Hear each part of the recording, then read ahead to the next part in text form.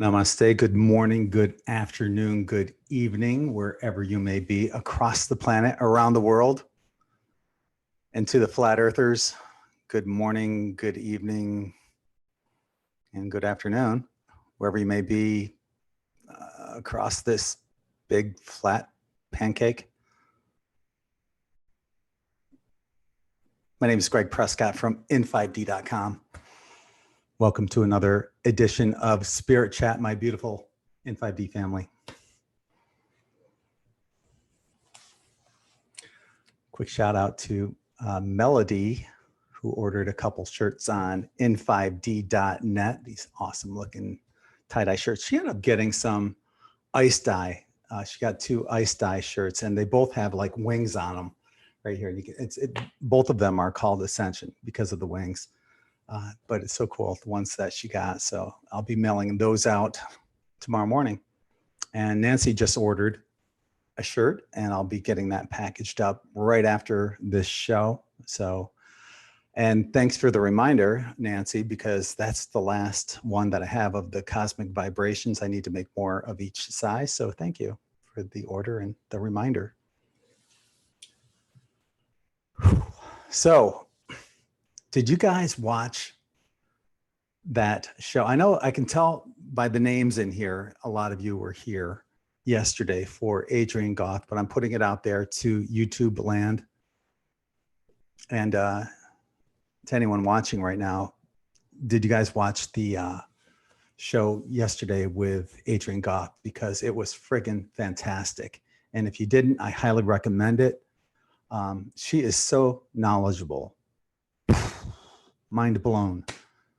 So, I mean, it was so impressive that I went out today and I bought a bunch of crystals.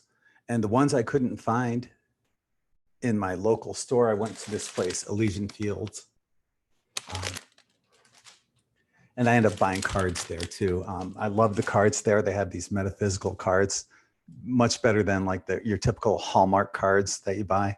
So every time I'm there, I buy like cards. I have this stockpile of cards for like my daughter's birthday and parents' anniversary, and because they're metaphysical, they have much more meaning to them. But they also sell gemstones, and I bought a bunch there. And the ones I couldn't buy from them, I ended up ordering. And what I ended up doing was I went through Adrienne's video yesterday, and there's certain gemstones that she recommended for each chakra. And I'm just looking at my notes here. For the the root chakra, she recommended black tourmaline and shungite. For the sacral chakra, moonstone, carnelian, cuprite, and quantum quattro. For the solar plexus, citrine and Libyan gold tektite.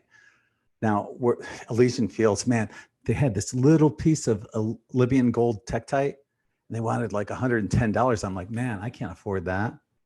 Oh, and they also had this citrine cathedral that was about, I don't know, 2 feet tall. It was gorgeous, but that was also like $110, and I couldn't afford that. I mean, I could afford that and then get no other stones, right? Or I could have gotten both and no other stones, but I ended up spending several $100s on stones. But I wouldn't have been able to get all the ones I wanted if I got those 2 big ones.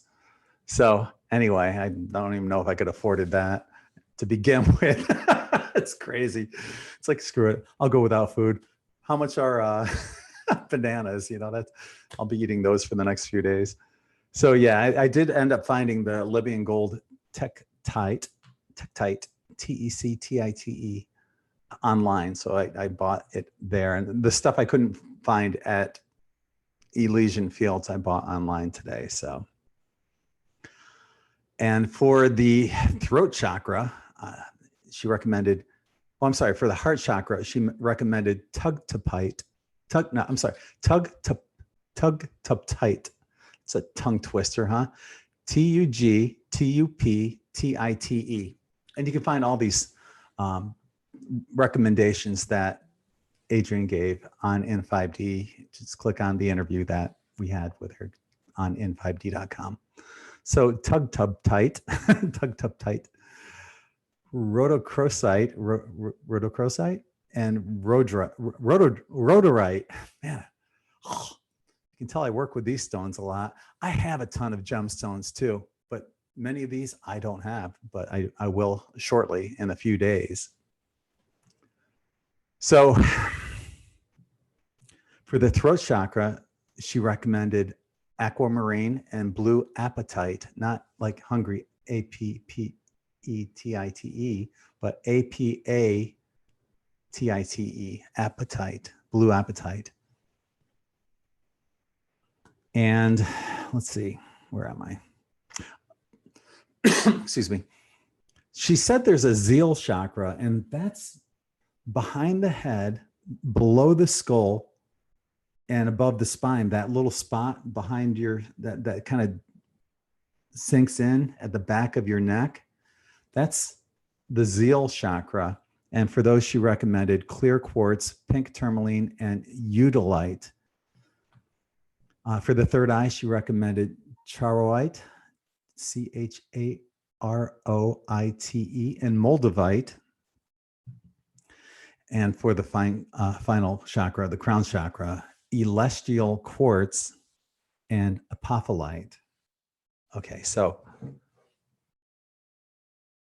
earlier today, I was thinking when I was about to buy all of these, how cool it would be to buy them small enough to fit them inside of the dye bottles. And then when I add the Siesta Key sand to it, the quartz crystal works as a magnifier of energy. So you could put, for example, I could put in black tourmaline and shungite into the root chakra bottle that I make, add a little Siesta Key sand and supercharge those crystals and make a different shirt for each chakra, supercharged shirt for each chakra. And when I was thinking about that, I got this really loud, high-pitched frequency in my right ear. So anytime I do that, I get out my guitar and I figure out what note it is. So the note that came up was B. And B is the crown chakra, and I could feel my crown chakra just tingling.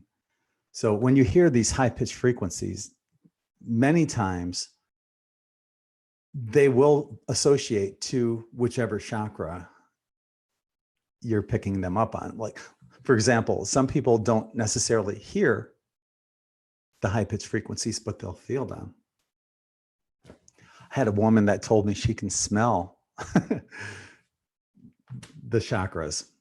I've never heard of that one before, but so as soon as I thought about, okay, to make shirts with those specific gemstones and crystals that Adrienne suggested, plus the Siesta Key sand to supercharge those crystals, that's when I got that high-pitched frequency, and it was loud in the right side too. That's current life.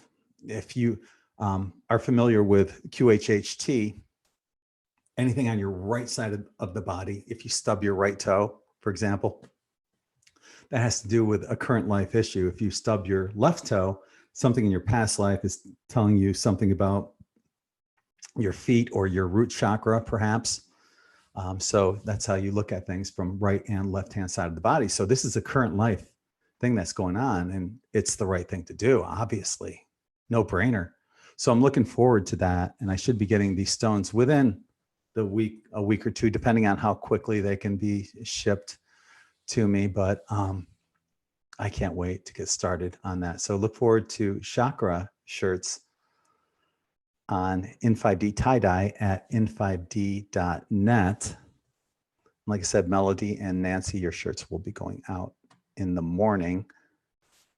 I also want to encourage people, I appreciate any support that you guys can show, to join us here on patreon.com/N5D. It's another wonderful way you can show your support for as little as $1.11 a month. Every little bit does help. And for that, you get your name listed on the wall of gratitude, and you get notified about our and any upcoming live Zoom chats.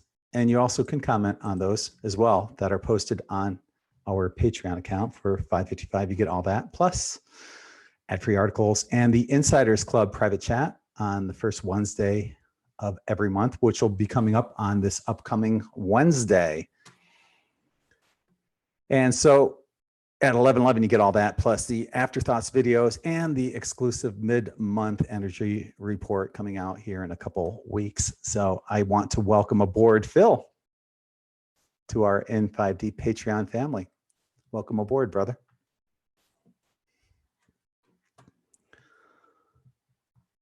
Let's see, what else? Oh, I have Tiffany Kiefer coming on tomorrow at 7 p.m. tomorrow night, 7 p.m. Eastern. So she's going to be talking about twin flames and DNA activation.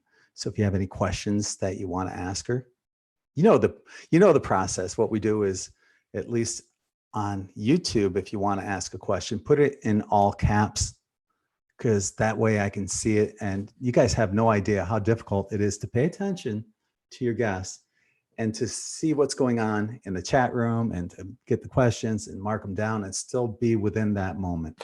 It's not easy. So you can make it a little bit easier by putting your questions in capital letters. Last night, I don't know about you guys, and we're going to check the Schumann resonance. I saw somebody was mentioning that in YouTube. Up 3 saying Schumann resonance all-time high today. All-time high. Let's check it out then. Okay. All-time high. All right, let's check out.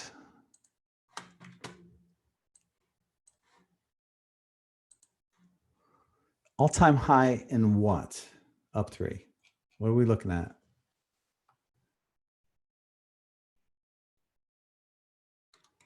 Up all-time high.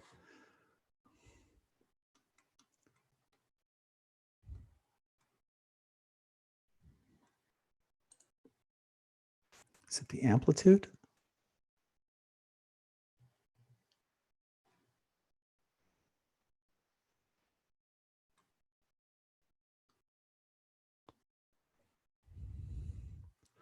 Anyone good at reading Russian?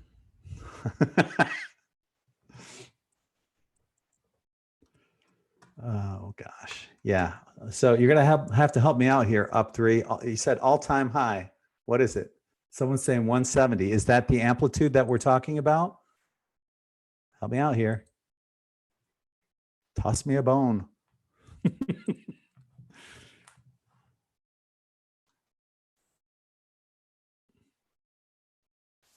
Okay, the amplitude they're saying is 170. Wow. Okay. So I can tell you this about yesterday. And I'm wondering when it peaked at 170. But yesterday, I was up until 2 o'clock in the morning. Well, anyone that's on Patreon knows they saw all the uploads I did there. And plus those were all formatted articles that I put on N5D to get all caught up with all of the episodes that we've had here on N5D in the past 2 months. For some reason or another, I didn't necessarily upload every episode to N5D and to Patreon. So I did all that. Plus, as I was uploading them, I came across that silly video I made of that Ben Franklin, Mr. Potato Head tattoo that just killed me. And I thought I'd share that. So I made that into a video and put that on our N5D channel. So if you ever want a laugh or to laugh at me laughing, check that out. But yeah, so I'm wondering when it peaked at 170. I still haven't seen it. Okay. Aaron's saying it started, Aaron Martinez is saying it started around 2:30 a.m. Central. Because, okay, so yeah, I was telling you guys, I was up until like 2:15, just working on articles and videos and stuff like that.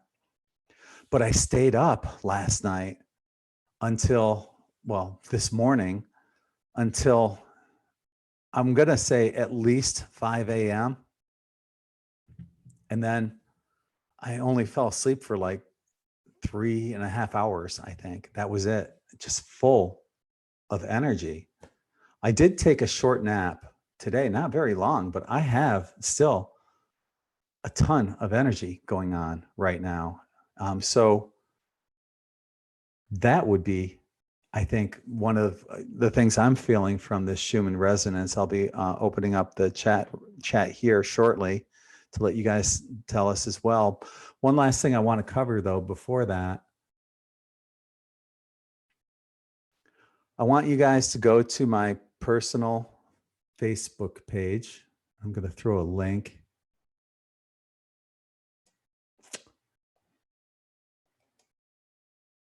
On YouTube.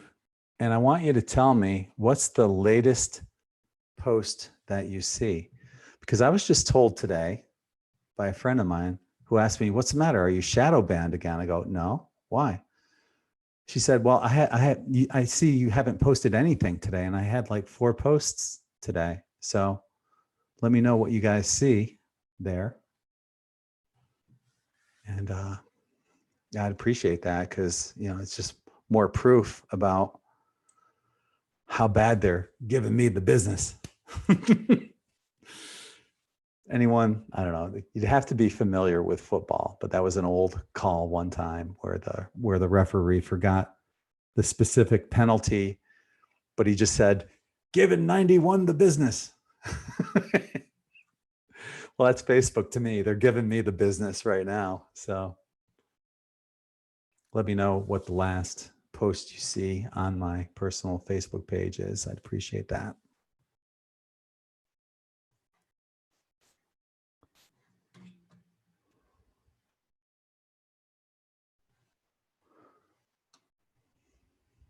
So Matthew is saying the exact opposite, that he got sick yesterday and had bad nausea and all day, bad nausea all day. And today he's drained. And, you know, I'm the exact opposite. I've got like all this energy going on.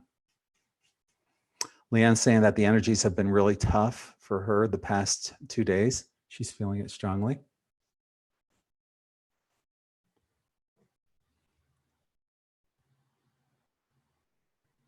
Okay, Diane saw my latest post. I appreciate that. Thank you.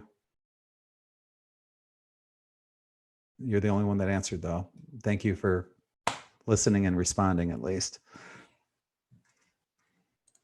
Appreciate that.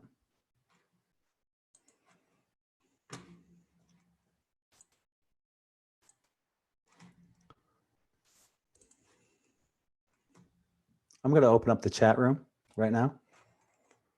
How are you guys doing? How are you guys feeling? Hey. Human resonance was up to 170 today. So yeah, last night I could not sleep. I saw you online last night on YouTube. I saw Phil online last night late on YouTube. I saw a bunch of regular N5D family members up late last night. Yeah, I couldn't sleep. No. The energy was so crazy. Yeah, it was insane. What time did you finally go to bed, Des? Oh, around 3:30 in the morning. I couldn't. So I stayed up all night making mala. So it took 4 hours to do. So how come I can't raise my hand now? I don't know. Maybe because you're unmuted. Maybe you have to be Oh, muted. I didn't know I was unmuted, Greg. I'm sorry. I did Yeah. not mean to interrupt. I'm bad. I'm trying to raise my hand. Don't say Oh, you were sorry. talking to yourself then, Sorry, apparently. Des. Go ahead. No, I don't have say my mic sorry. Jump unmuted in. now. Let's Oh, apologize Jump to in. Gary. Well, I got to admit, yes, exactly the same thing happened to me, Greg. I got maybe about 3 hours sleep last night. I've just had an incredible day today. I've gotten a lot of things done, cleared out a lot of stuff. I just wanted to tell everybody a real quick thank you because, quite frankly, I mean, I've been working through a lot of issues publicly online here. And I just want y'all to know that, you know, you keep peeling the layers off and eventually you understand, you know, what's going on. And I really think I've made a real lot of positive changes. And I just want to thank you all for all your suggestions. And, you know, that things are looking up, and I really think we're all getting ready to have a really, really wonderful experience because, you know, it's all the old wives' tales are around for a reason. And really, the way you think influences the way you feel, and it also shapes your life. Your thoughts create your reality, and you just got to, you know, keep your thoughts where you want them to be, focus on where you want to go. So I'm kind of busy manifesting a cruise in the next 6 months or so because I love cruising, and why not, you know? I heard that cruises are like really inexpensive now with the coronavirus. Just like nobody Well, wants to cruise. Again, I was about to mention that I'm also going to see what happens with the coronavirus in the next couple of months. I mean, you know, I really think it's another effort from the bad guys to, you know, knock us off kilter, and get everybody scared because, you know, they live on the negative fear. That's kind of what they live on. So I agree. I really think it's man-made, and if it's man-made, there's probably a way man can make something that can, you know, cure it. So let's just see what happens. Just keep positive, I think, you know. Don't worry, be happy. I want to say thank you to the people who responded, Wise Guy, Poetically, about seeing my latest posts on in 5D. So And apparently actually, only some people. I'm sorry, Greg. This is why I interrupted. I wanted to hold this up on my iPad. You're actually one of the top 25,000 web pages on the web now, it says. And also it has all your latest posts up until the Spirit Chat announcement. I mean, it's all there. So you are the people that need to get the message are getting the message. Okay, good. The people those of us, I think, that are working on the collective to kind of help everything along, we're all getting what we need to get. So anyway, everybody, I love you. Thank you so much for all your help, and let's have a great night. I'm just going to listen now. There you go. You'll jump in and we will welcome you. This is what I got right now. I drew some cards, and I encourage you guys to do the same thing. We'll do some oracle card readings, and this one is from the Spirit Messages from John Holland. And we're going to do this card. And this card is called Just Ask.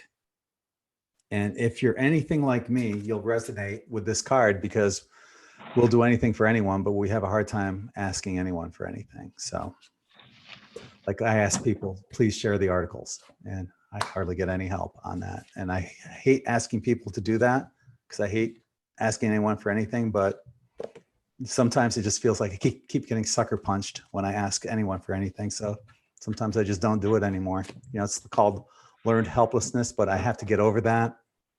Just ask. Okay. Your apples are down here. Okay, there are many here in the spirit world that can assist you at this time. We are made up of the divine source, your loved ones, friends, guides, angels, and spirit helpers who are waiting to assist you. We are your spirit team, and all you have to do is ask for our help and guidance. So whoever's out there is feeling you need some help in whatever area of life, ask for the help. And sometimes we forget to do that because we have such a huge support team. I was told by several psychics, I'll never forget this one, Rachel Kirkland. She was a speaker at one of my conferences, and I had a reading by her after the conference, actually in between. And I I asked her, well, tell me about my posse. She goes, okay, I'll tune into them. She goes, oh. I go, what? She goes, there's so many of them. I've never seen so many. I was told the same thing by another person, Sean Cohan said the same thing. She goes, oh my God, I can't believe you have the largest posse I've ever seen. So I have all this help behind me, but I'm afraid to ask, or I forget to ask. Sometimes it seems like it's just you and you're all by yourself. But like Gary can attest, we're all here for each other, so that's what family's for. We help each other. So I'm going to read what it says here in Just Ask.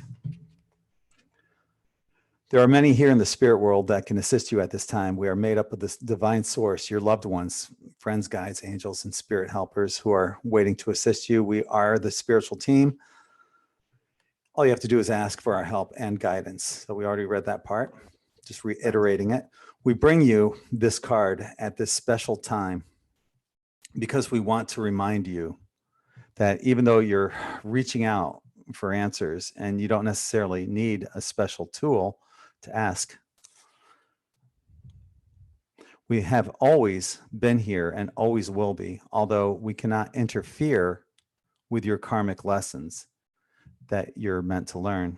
We can come to your aid by gently inspiring, guiding, and helping you to recognize synchronistic signs. During your life, you may have tried to do or have done things on your own, which can be rewarding, but when it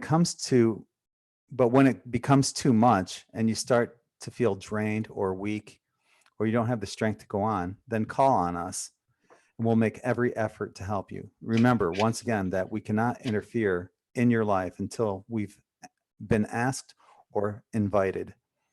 Know that we're always here and waiting, and most important, that we love you. So keep that in mind, all of us, myself included. Next one, I'm going to do a reading from. I just did 2 cards. This one is from the Goddess Guidance Oracle cards by Doreen Virtue. And the card that I drew is so perfect and beautiful, especially for anyone that loves the water. It's called Sulis. And underneath it says bodies of water.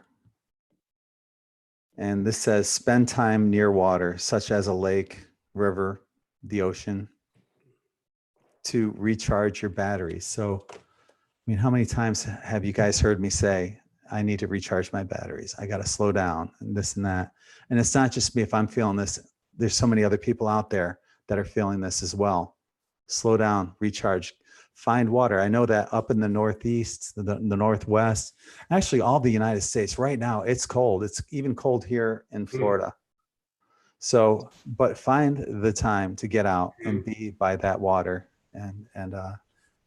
So I'm going to read what this says also. So the message from Sulis is, water's curative effects are well known and well documented. Since the human body is composed almost entirely of water, this makes sense.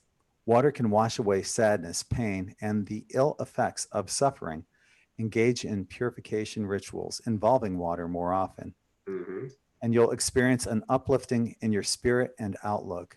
So that, that includes, taking a bath, with salts and stuff like that. And maybe even, I've used, selenite. I put selenite sticks in my bath sometimes. Water's magical properties are amplified when you infuse it with your prayers and intentions, just like Dr. Emoto told us.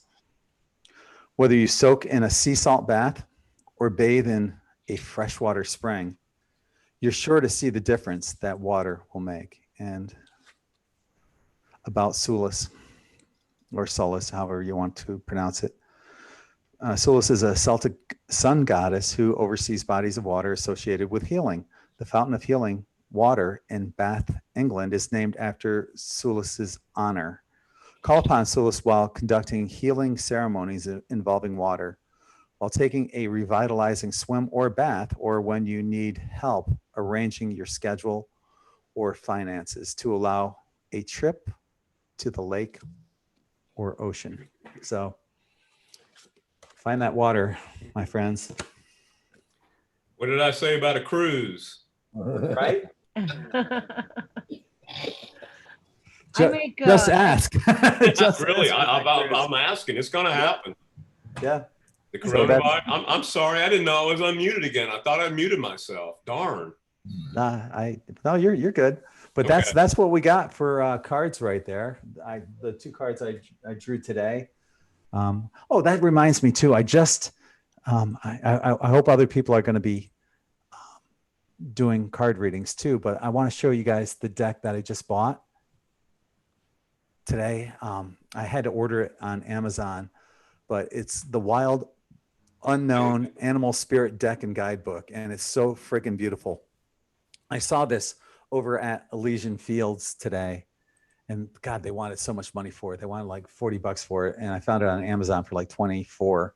So I'd prefer to buy locally, and I did. I did buy crystals and cards and stuff like that over at Elysian Fields, but that deck I did buy on Amazon. So I ended up getting that deck, and I can't wait to read from it. I don't know if anyone else has it, but it's a really cool deck. So anyway, so if anyone has cards or anything, actually, Diane, you haven't spoken here yet, have you?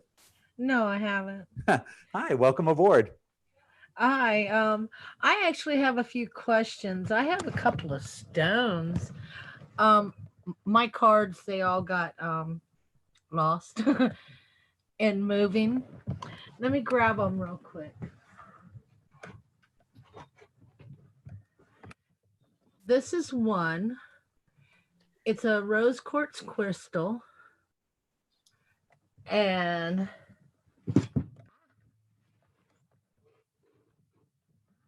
that could have been a toe. And this is the other one. They're both rose quartz crystals.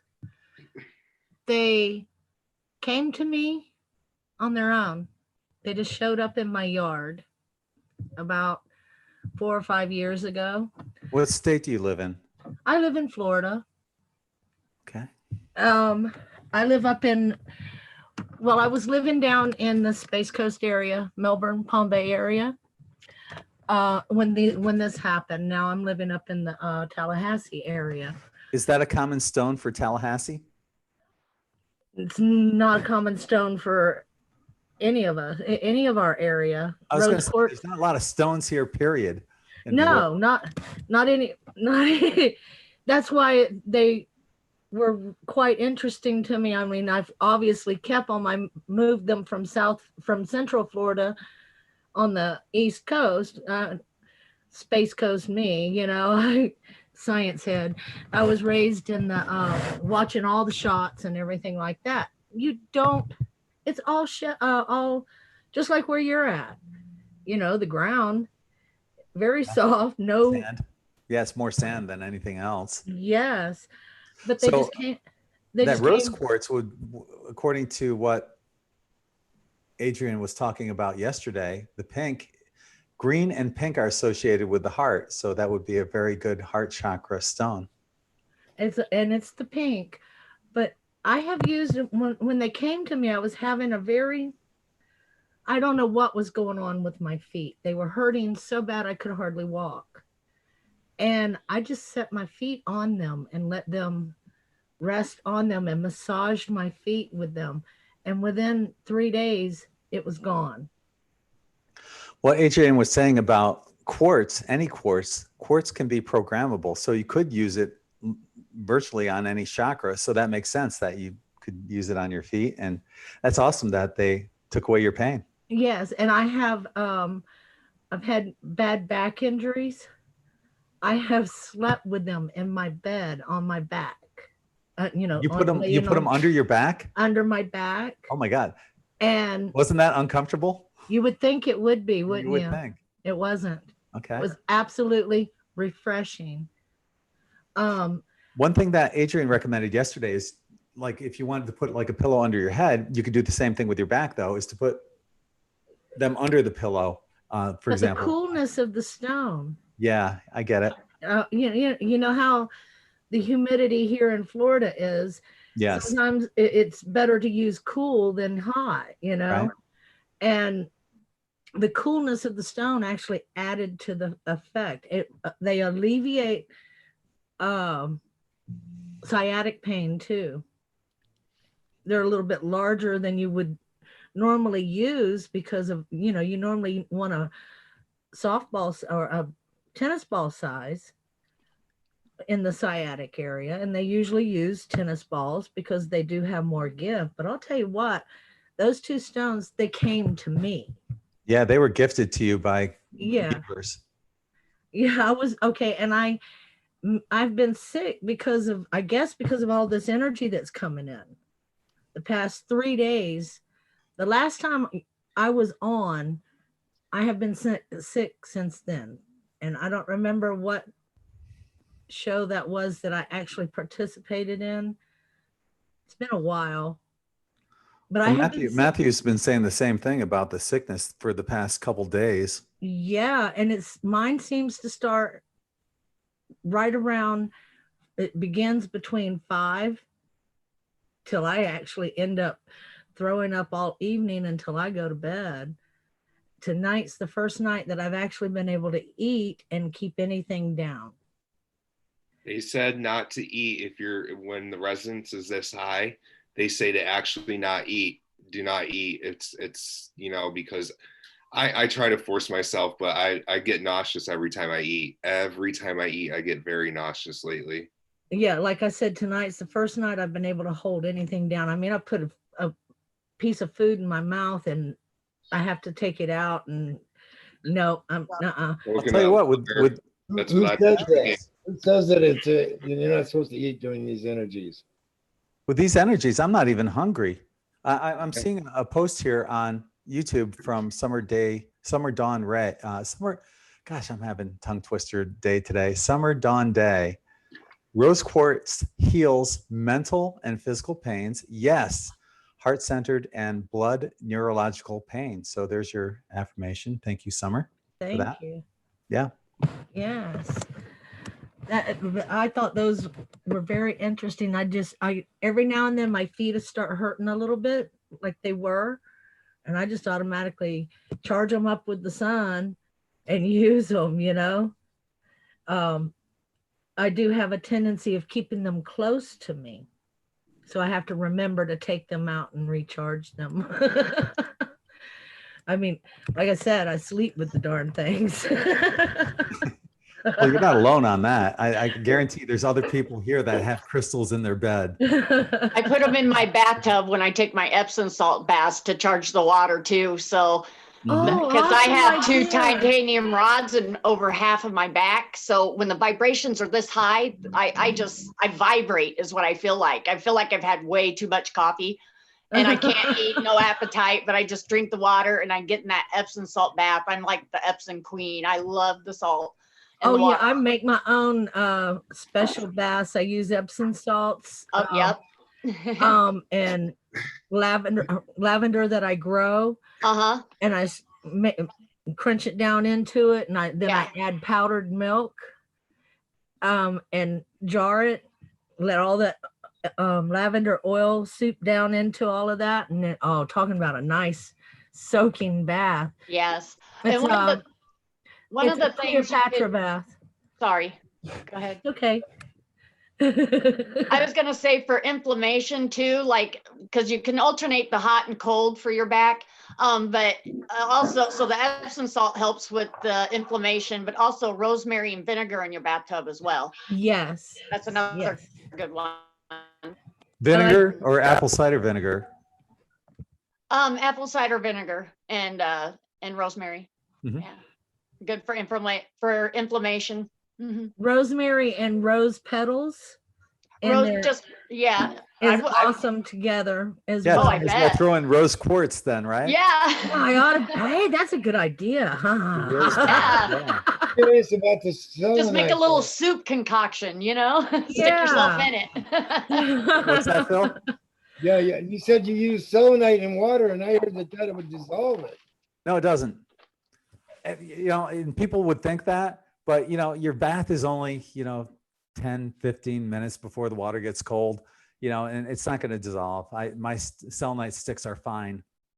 But even if it does dissolve, you're picking up that energy from it, regardless. So, and it's an inexpensive crystal to have, gemstone. You know what to have. They don't cost very much, so it's easy to replace.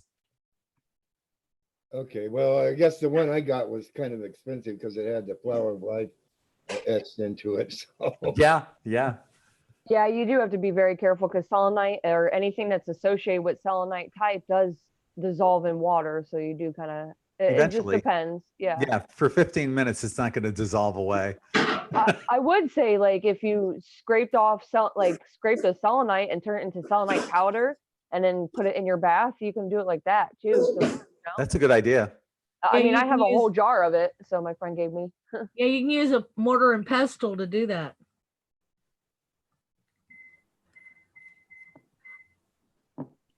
So Phil, did you ever figure out that second green chakra bowl? One was the heart chakra, and what was the other one? I couldn't figure that out. okay, so that's supposed to be a G, and that's supposed to be for the heart. I did an article on it.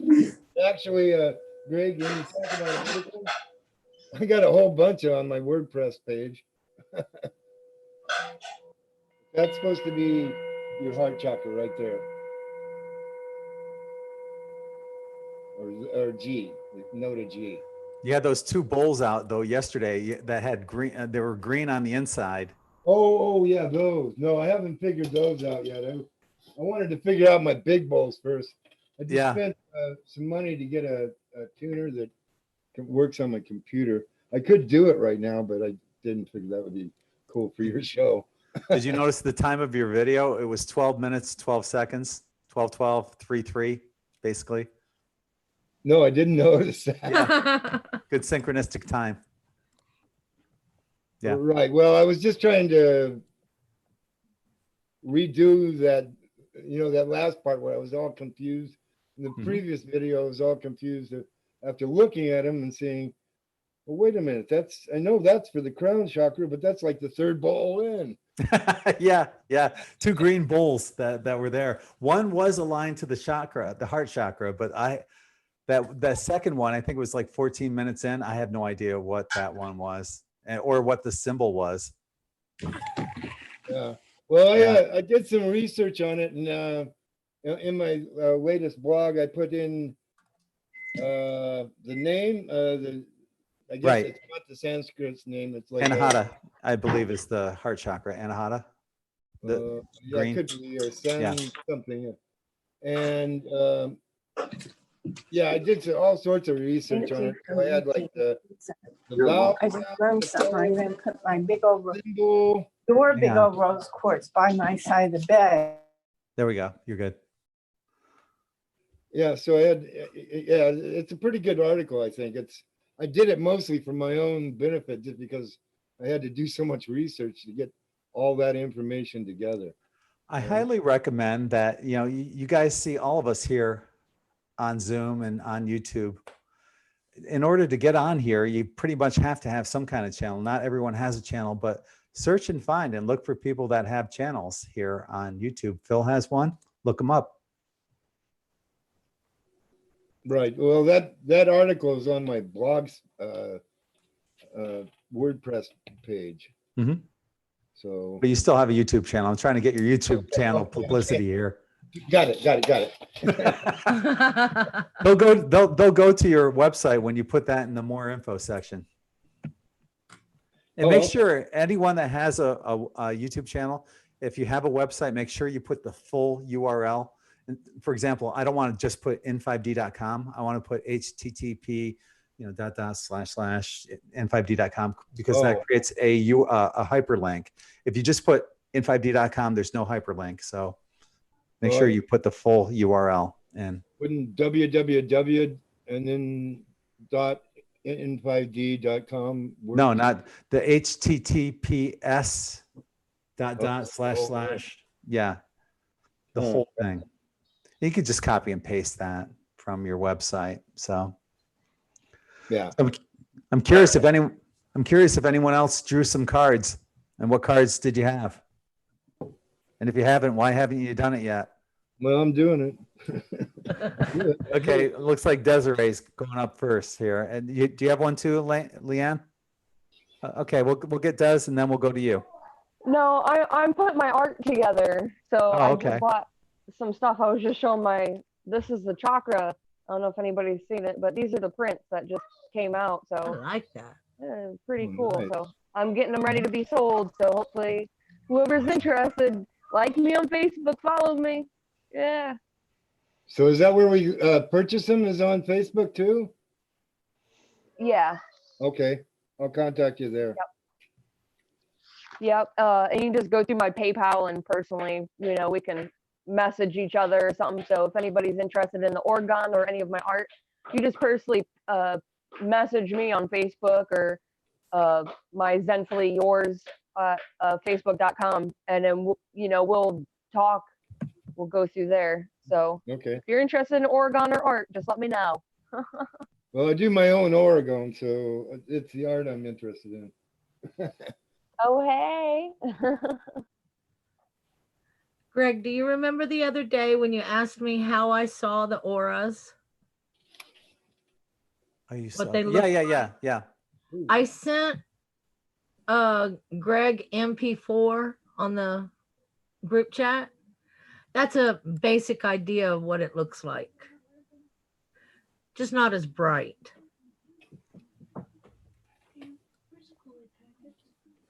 In the Oh, I got it. Yeah. You read it? Is it coming in? So this is the Salmon card that popped out. And first word, ascension. Purpose. The second word, inner guidance, determination, divine timing, and sacrifice. So yeah, the lessons of the salmon is keep going upstream, right? When it's that time. This is the time. Is that time, I think. And that would be the lesson, I would say. I guess I could go to the shadow here just for, because that didn't resonate with anybody. Well, Sacrificial behavior. So those are the things to avoid or to heal.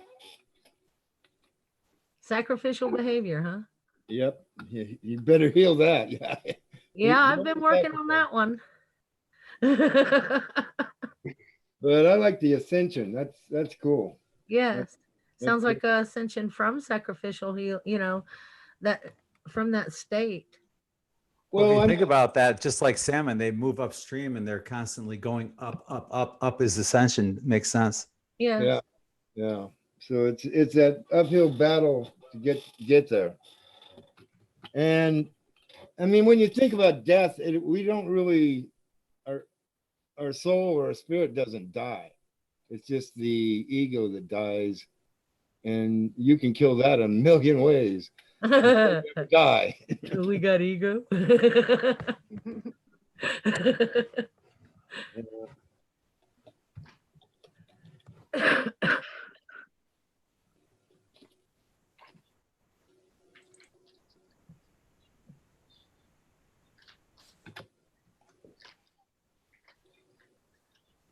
Could somebody explain shadow work to me? I can. So essentially, a shadow work, this is a term that comes from C.E. Jung, Carl Jung. And the process is, so basically the shadow, as Jung explains it, is anything that we repress. So let's say, not that this happened to me, but I tried to sing in grade school and they made fun of me, and I just shut that down. So I'm not going to do that no more. And I bury that part of me. So you'll go along, and these are the times when your shadow is going to come up, folks. I'm just going to say. So basically, that stuff comes up, and you have to love it and heal it. You have to give it some space and let it have its say, so to speak. I mean, this is all internal. Like you go through into a meditative state, and drop into the heart. I mean, Okay, so another that's way what to I've look been at doing. shadow I is just didn't know anything what that it was triggers called. you. If you get triggered by something, that usually is tied to your shadow. Okay. Okay, I get it. I've been doing that and I just did not know what it was called. Yeah, that's shadow work. Okay. Anytime you go in and try to heal or love, Hana Ona Pono Pono is a real good one for this kind of work. Well, I've gone pretty deep and found the little girl that was locked away at the age of 5 in a room with no doors and no windows, with deep within me, and released her from that box. And since then, I have grown exponentially. Right. Yeah. That's yeah. Working with your inner child is another. You could say is another form of that.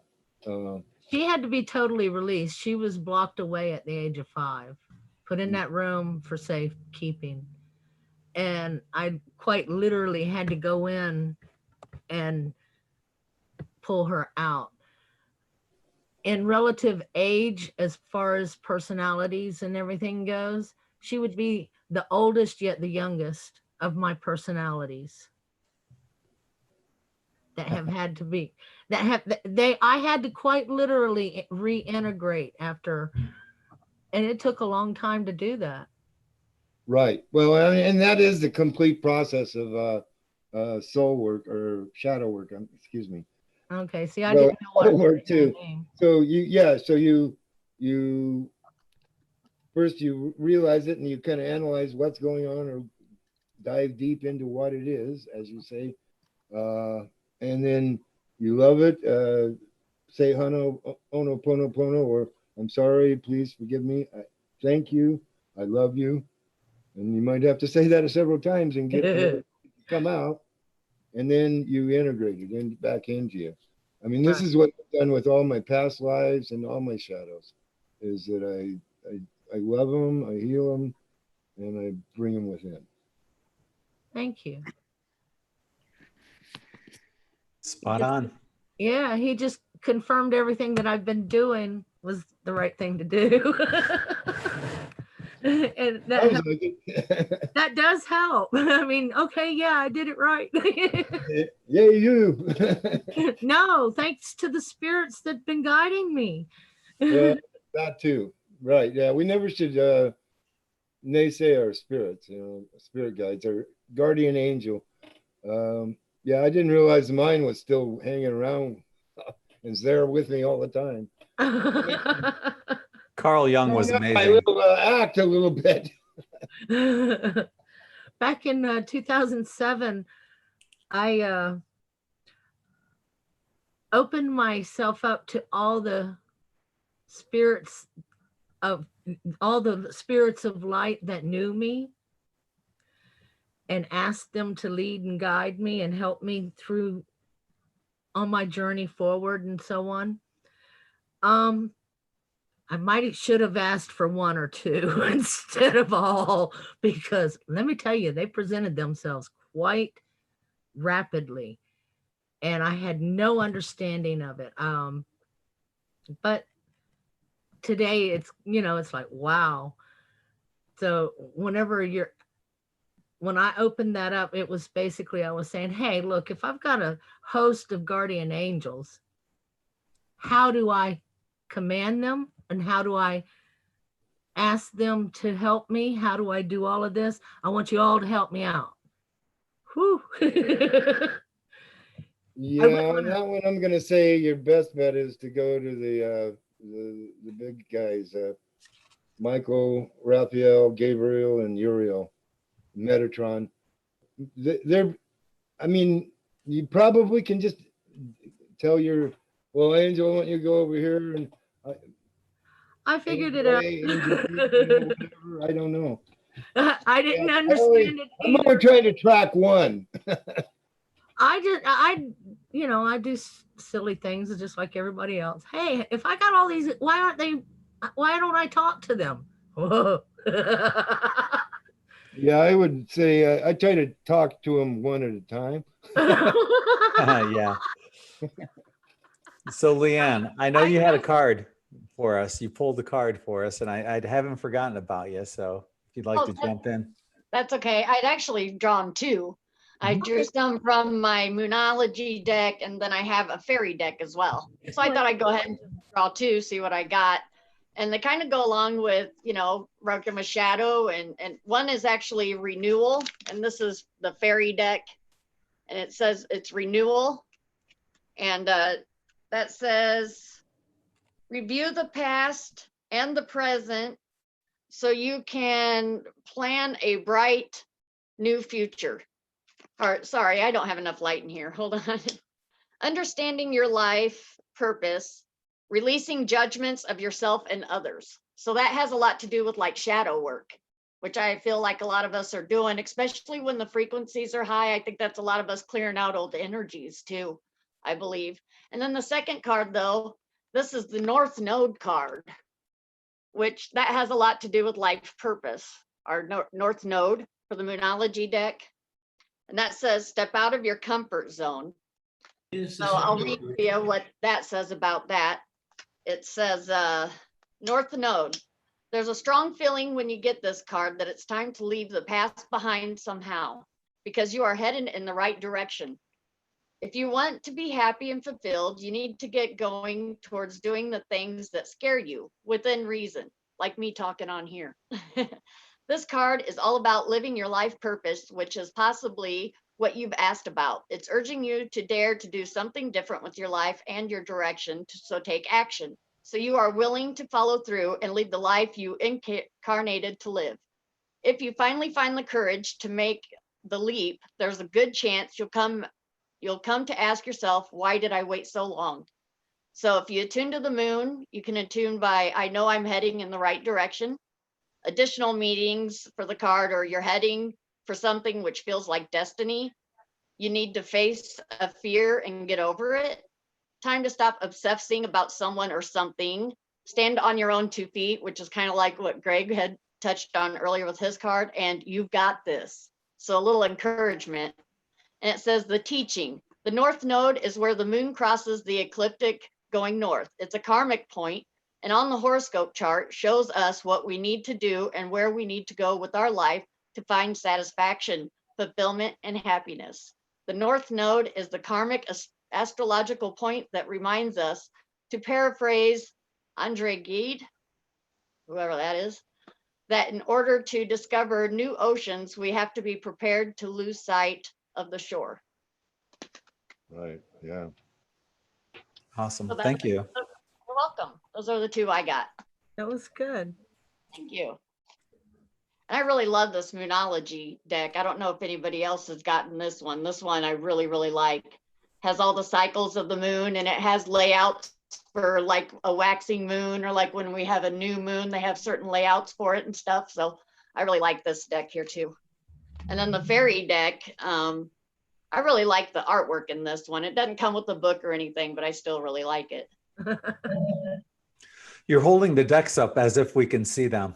Oh, It's so dark in there. yeah. The kids are in bed and stuff, so I like to keep it Oh, dark. that's better. Okay.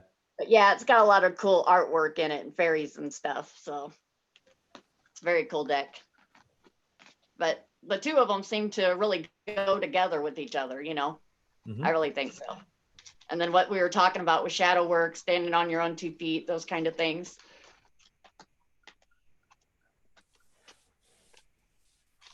So if anyone else has some cards. I don't have any cards, but I do have some moon facts for you. Okay. So Then we'll get to you, Gary, after Phil. So the moon today squares Saturn, Pluto, and Jupiter. Started with Jupiter, and then it went to Pluto, and then to Saturn, and which would be happening at 10 something p.m. tonight.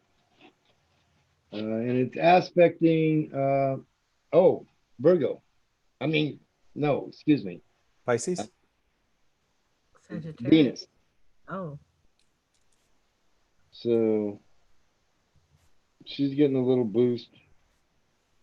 Or a little cooling, because she's in Aries. Venus is in Aries. So she's getting a little cooling from the water of the moon.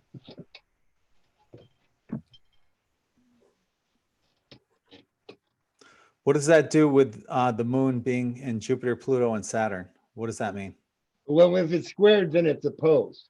Mhm. It's in opposition to those signs. So its energy is working against, or well, those are bigger planets, so maybe their energy is working against the moon. You could look at it either way. It's a two-way street, So right? we'll say the moon's opposing Saturn. In astrotheology, Saturn is Satan. What does that mean? Well, that would be, you think of the moon as feminine.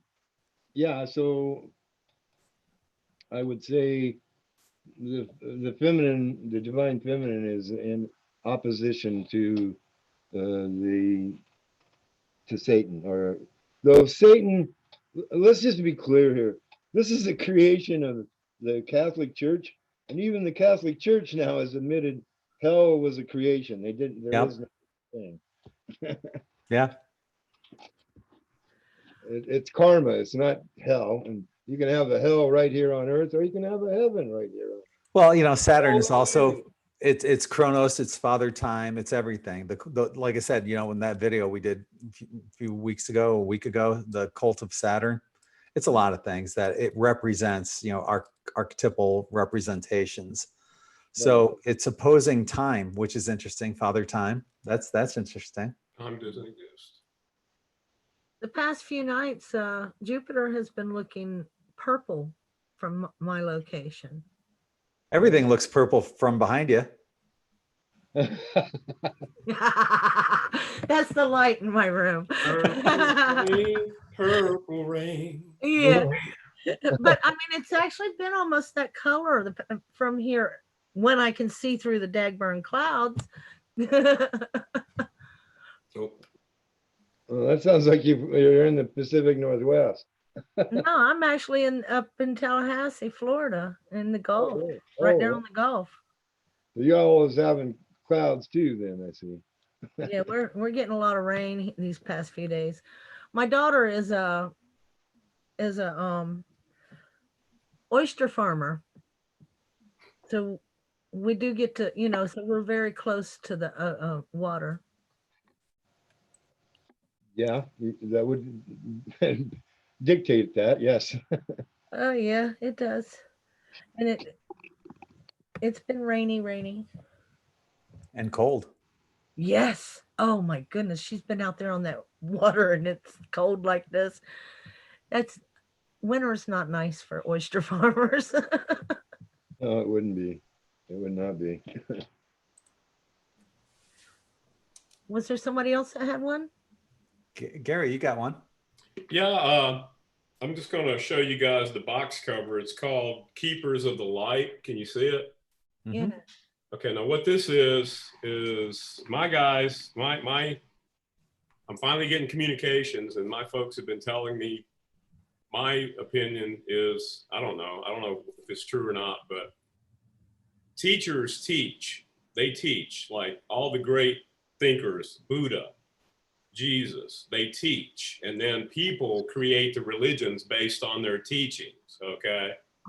But it's not like Jesus created Christianity, or that Buddha created Buddhism, or that the Norse people, you know, they believe in Odin, you know, all those things. But I'm thinking that, you know, the reason why, for instance, like the historical repetition of the virgin birth, you know, that Gregg had talked about, that Jesus is not the only one, that you go back through a lot of different ancient religious texts and they talk about the Son of God being born to save the world from a virgin. So it's not just one thing. And what I think all that means is that basically, you know, Source is just repeating it until we get it right, you know, until we actually pay attention, you know, because until you're ready to understand, you're not going to learn. So anyway, I love this deck because it incorporates just about every major religion from Aboriginal on up, okay?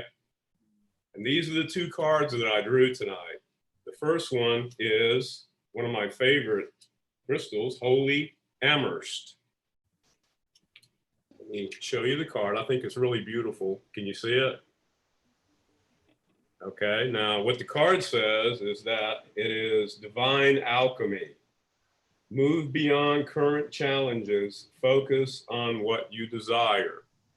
And what's the message we've all been getting lately? Get your intentions in order and put your intentions out there to create the life you want to create. Okay, so here's the card message. Let me try to read it. Unfortunately, my vision's not great. About.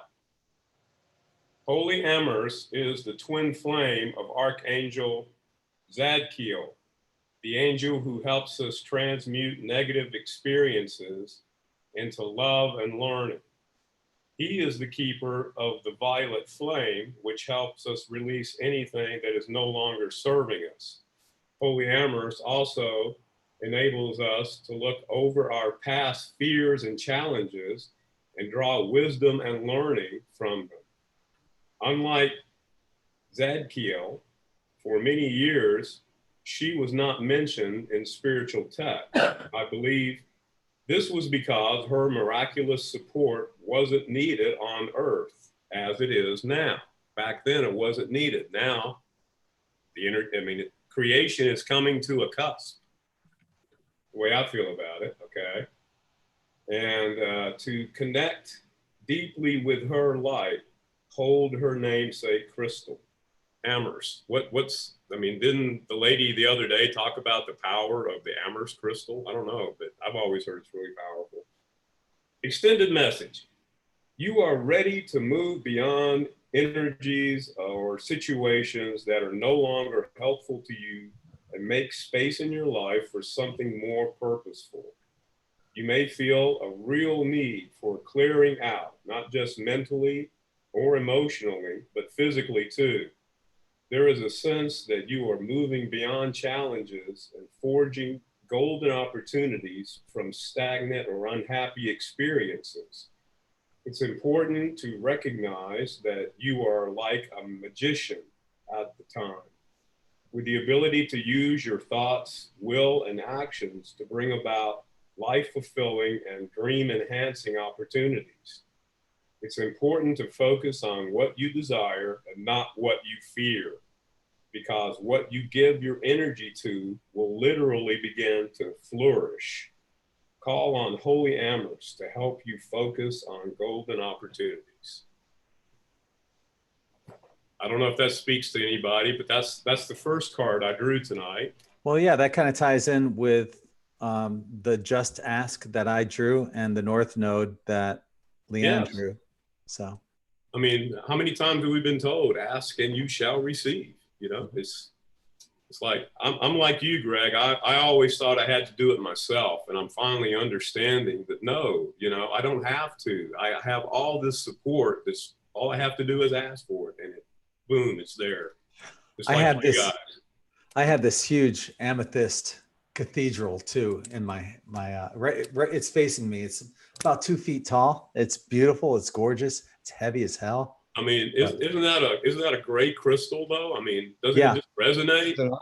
What I do is in that cathedral, I put a huge quartz crystal also to magnify it. Supercharged. I use that to magnify. Yeah. Yeah. I use that to magnify the amethyst energy. I wanted to mention also, when you start putting crystals in the bottles of your dye, your shirts are going to just take off. I mean, they're already powerful. I mean, you can feel the power when you're wearing it. And just add that, and it's like, boom, Okay. Yeah. I can't wait to get Here's those the crystals. second card if you guys are interested. Now, this one is a Native American. This is White Eagle.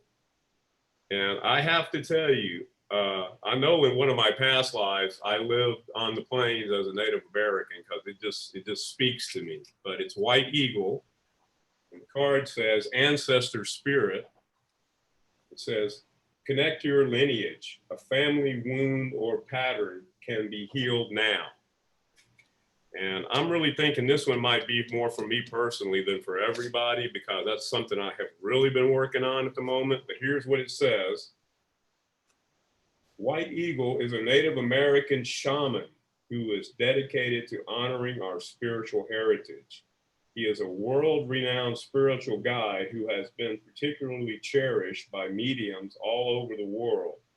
He first spoke through a medium called Grace Cook in the early 20th century. He is the guide who helps create clear channels in our bloodline and our spiritual lineage so we can access the heart of the Creator. He also helps us move into sacred ceremony where we can hold sacred space to honor and change, to honor a change transition, celebration, or anything else that deserves time. He is wonderful for clearing space, and we can call on him for help in forging spiritual connections. The extended message is, take some time to honor just how far you have come, recognizing through ceremony and ritual the shifts in your awareness, healing, and journey. Okay, wait a minute, I gotta read this right. Recognizing through ceremony and ritual the shifts in your awareness, healing, and journey really allows you to move into a state of grace and gratitude. What you were saying, though, I do want to comment on. You were feeling like that card was for you, but I think on a higher level, it's for all of us. Yeah, we're here as a All group, of us. and there's something that we're doing on a higher level with healing lineages. I know for a fact I'm to bring 5 specific star families together. I'm amongst everyone else as well. You know, there's nobody that gets left behind with us here, but there's 5 specific star families that I'm associated with, and it's a huge amount of people. So chances are everyone here is part of it. Well, I would say there's I listened to one thing today, Greg. I got to interrupt here. I'm sorry, one more time, but it was a beautiful thought. It was a 17-minute TED Talk, and it was a guy that was proving that we're all connected. And I mean, there's one thing that he told 3 different little thought experiments of how we're all connected, and one of them is the fact that what makes us live is the fact that our heart beats and it moves oxygen throughout our body, right? Well, there's one thing that makes that possible. There is an iron atom in every blood cell that helps connect and move the oxygen throughout the body, right? It's an iron atom, okay? But the thing is, where is iron from? The only place that iron is actually created is during a supernova. So in other words, we're so connected that all of us are basically made of stars. We are all from the stars. I mean, everything on this earth came from explosions of supernovas banging into each other, you know? And it's just like, there's nothing random. I mean, it's all connected. And if you believe that, you know, the fact that we exist because so many billions of years ago, stars collided and went supernova. I mean, the fact that we exist today, and we all say that time doesn't exist. Well, I mean, it really doesn't, because, I mean, the little single cell organism that started breathing carbon dioxide and making oxygen so many billions of years ago, its life was, okay, I'm here, I'm living, I lived for about 2 weeks, that's it, boom, while I'm here, I'm breathing and I'm making oxygen. But because that happened all over our planet billions of years ago, we have oxygen to breathe, you know? And that little organism back then, it wasn't thinking about, what's my purpose in life? What am I here for? Am I here to be happy or sad? It just did its job, and it created the basis for life as we know it, you know? So what I'm saying is we're all connected because we all have that iron atom in every one of our blood cells, and all that iron came from supernovas billions of years ago. So if you kind of step back and just realize that, you know, we only live 100 years, but we're eternal. This life is only about 100 years, but if we're eternal, then we've always been connected and will always be connected. And to me, that's just something beautiful. And it's opening up my heart to the fact that unconditional love, you know, that's the way to go. We're all connected. And again, I'm pontificating on a different note. So I'm gonna now be quiet. Again, be quiet. I wonder how many of us were molecule of air, way back during, there's probably some people in here that were that molecule of air that interacted with the iron. Well, I mean, it's the yin and yang, right? I mean, we exhale oxygen, we exhale carbon dioxide. So every breath we exhale is actually feeding the plants, because they take the carbon dioxide and they turn it into oxygen. So every time they exhale, they're feeding us. So it's that symbiotic relationship that just has us all connected, and it's, mind-boggling. Mm-hmm. Yeah, well, a couple of things. So a lot has come out here. First off, Lady Amethyst. The reason she's coming back now is because it's the time of the divine female. The divine female is rising again. And yeah, you got to do that within yourself. As Gary says, it's the yin yang, it's male, female, light, dark, in, out, air. And definitely we're connected, as he said, by stardust. And we're also connected by our consciousness. It's what Jung calls the collective consciousness.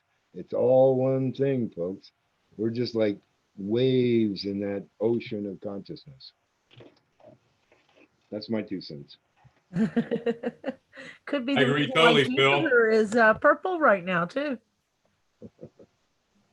I like Dolores Cannon's analogy of, she said that at some point we all had to be like that molecule of air or that drop of water in the ocean, but you learn what it's like to work as a team with one another to become something, and at some point, all of us were that drop of water. We were that molecule of air, but here we are. We still No, are. I started out as a fire sprite. What's that? I started out as a fire sprite. I was pure flame, yellow, green flame. Nice.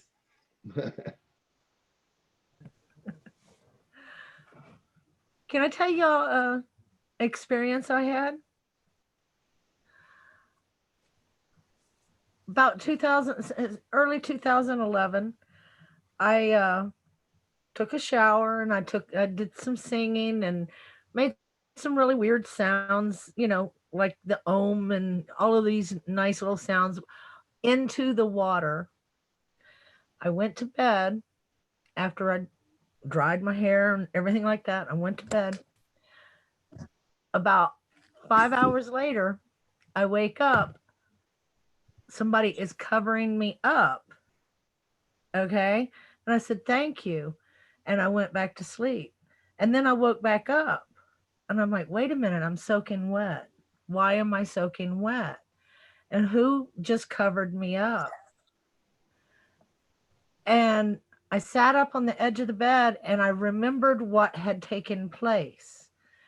I was a jellyfish, big giant jellyfish, and I'm swimming with a school of other jellyfish.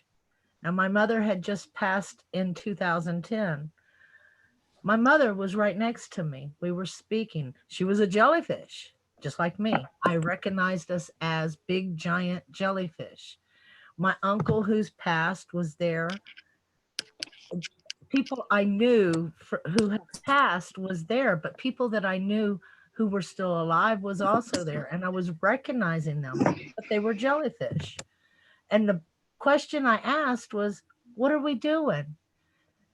We got a job to do. I said, I don't get it. And then the next thing I know, I'm waking up, being covered up. Well, I went online looking for schools of jellyfish naturally. That day, that next morning, Israel's power plants had been swarmed with giant jellyfish. I swear I was one of those jellyfish. That is the strangest thing that has ever happened to me. But I know it sounds strange, but I was one of those jellyfish. Nobody doubts it. I don't doubt it. That's really cool. I woke up soaking wet. And now, at first, naturally, you want to rationalize things, And at first, I'm like, did I go to bed soaking wet? No, I didn't. I was soaking wet and totally nude. I went to bed with dry hair and clothes on. But that was about the strangest thing I've had happen to me. Well, aside from, I've had quite a few strange things happen to me. Okay, well, time out. The spiritual meaning of the jellyfish. It's a powerful spirit animal. The jellyfish might symbolize various things. They are a symbol of protection, but also of caution. They can symbolize emotions, sensitivity, flow, faith, and trust. They are also a symbol of inner strength, power, organization, challenges, and delegating duties. Anytime something like that comes into my dream or into my real life, I'm always looking at that metaphysical, spiritual meaning of it. And that's such a unique creature that you definitely would want to look into that. Yes. Yeah. Oh, it stayed with me most definitely. And I did look it up at the time. I didn't find that, but I did find a lot of other things. And I did find that it was associated with organized spiritual energy. So obviously Israel was meant to have those jellyfish in their power plants, and because it shut them down. It shut them down. They had to shut down for, I think it was about 48 hours that it took them to clean that plant out. Maybe you attracted a bunch of jellyfish. You just manifested them in your dream. I don't know. Why not? It could be. All I know is I was one of those darn jellyfish, and I kind of felt a little guilty for shutting down the power in Israel, because I really like Israel. But it wasn't my fault. I just followed the crowd. Yeah, okay. Well, I mean, I wouldn't look at it as an attack on Israel. I'd look at it as an attack on nuclear power plants. That's the way I looked at it. It was against the nuclear, because it was the nuclear plants. I mean, it was very strange, though. But that's just the name Israel. I really feel like Phil's right. I think it's Gaia saying, okay, you guys, Fukushima didn't work out too good. Let's get these things off the planet, Yeah. Yeah. I mean, I'm wholeheartedly against nukes. I mean, nuclear, I don't like living so close to one. Think of the name Israel. So the jellyfish dream is real.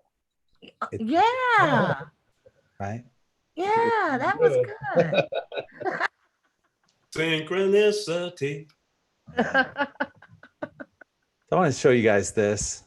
It's something that happened to me when I was younger. I had shorter hair. Hang on. Let me try that again. And I'm going to try this here and see if this. Okay. This goes in the what the fuck category, okay? I heard this rustling around in my room. I was in my room online. There he goes. Look at him. What the hell is that? I got this animal in my room. He's just like wandering around. And I don't know what the fuck it is. Is it porcupine? Woodchuck? I don't know. But I'm going to shut the door and kind of lock him in there. I don't know where he's going to go. Hopefully he doesn't shit on my bed. Well, right now we're trying to find our woodchuck friend. He was over here, and he kind of went in that direction. I forgot my keys, so I came back in for my keys. And when I came back, woodchuck was gone. So now we have to just kind of like take it from one corner of the room and work our way around. He's probably in the closet. The box. I think he's probably in the closet. Probably in the closet. Congratulations, the woodchuck is in the closet. So, what we're going to have to do is we're going to have to somehow coax him out. And Just run in there with a broom. we have to guide him out the door. So, It's going to be tricky to do. because he's got to go back. Yeah, so. You got to make this really live. Oh my god! He's behind the basket! He's under there! Oh, I see him. Oh my god, I don't like it! He is there, and I can't get him. Aww. It's like you're taking away my hiding spot.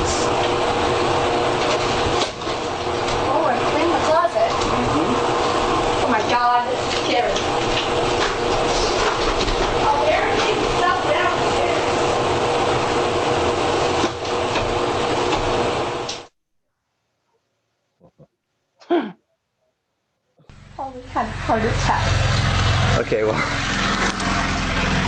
we chased him out and he followed our Oh, he had barricade. a heart attack. His little Poor fat butt was just burning ass downstairs. And right now he's in the corner. Right now, he ran outside. He's in the corner. Shut the door. Yeah. You want more of them? He's hiding. He's scared, but it's a little guy. But once again, this goes into both the what the fuck and who the thunk it categories. Please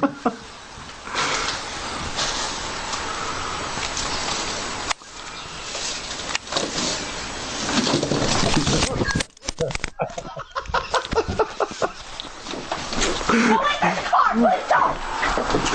After all we've been through. Drop the camera.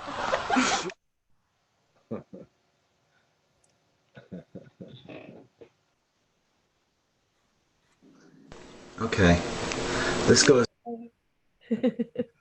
Yeah, so the message on what's the odds of a woodchuck making it up from the basement to the main floor to the upstairs level of a house, right?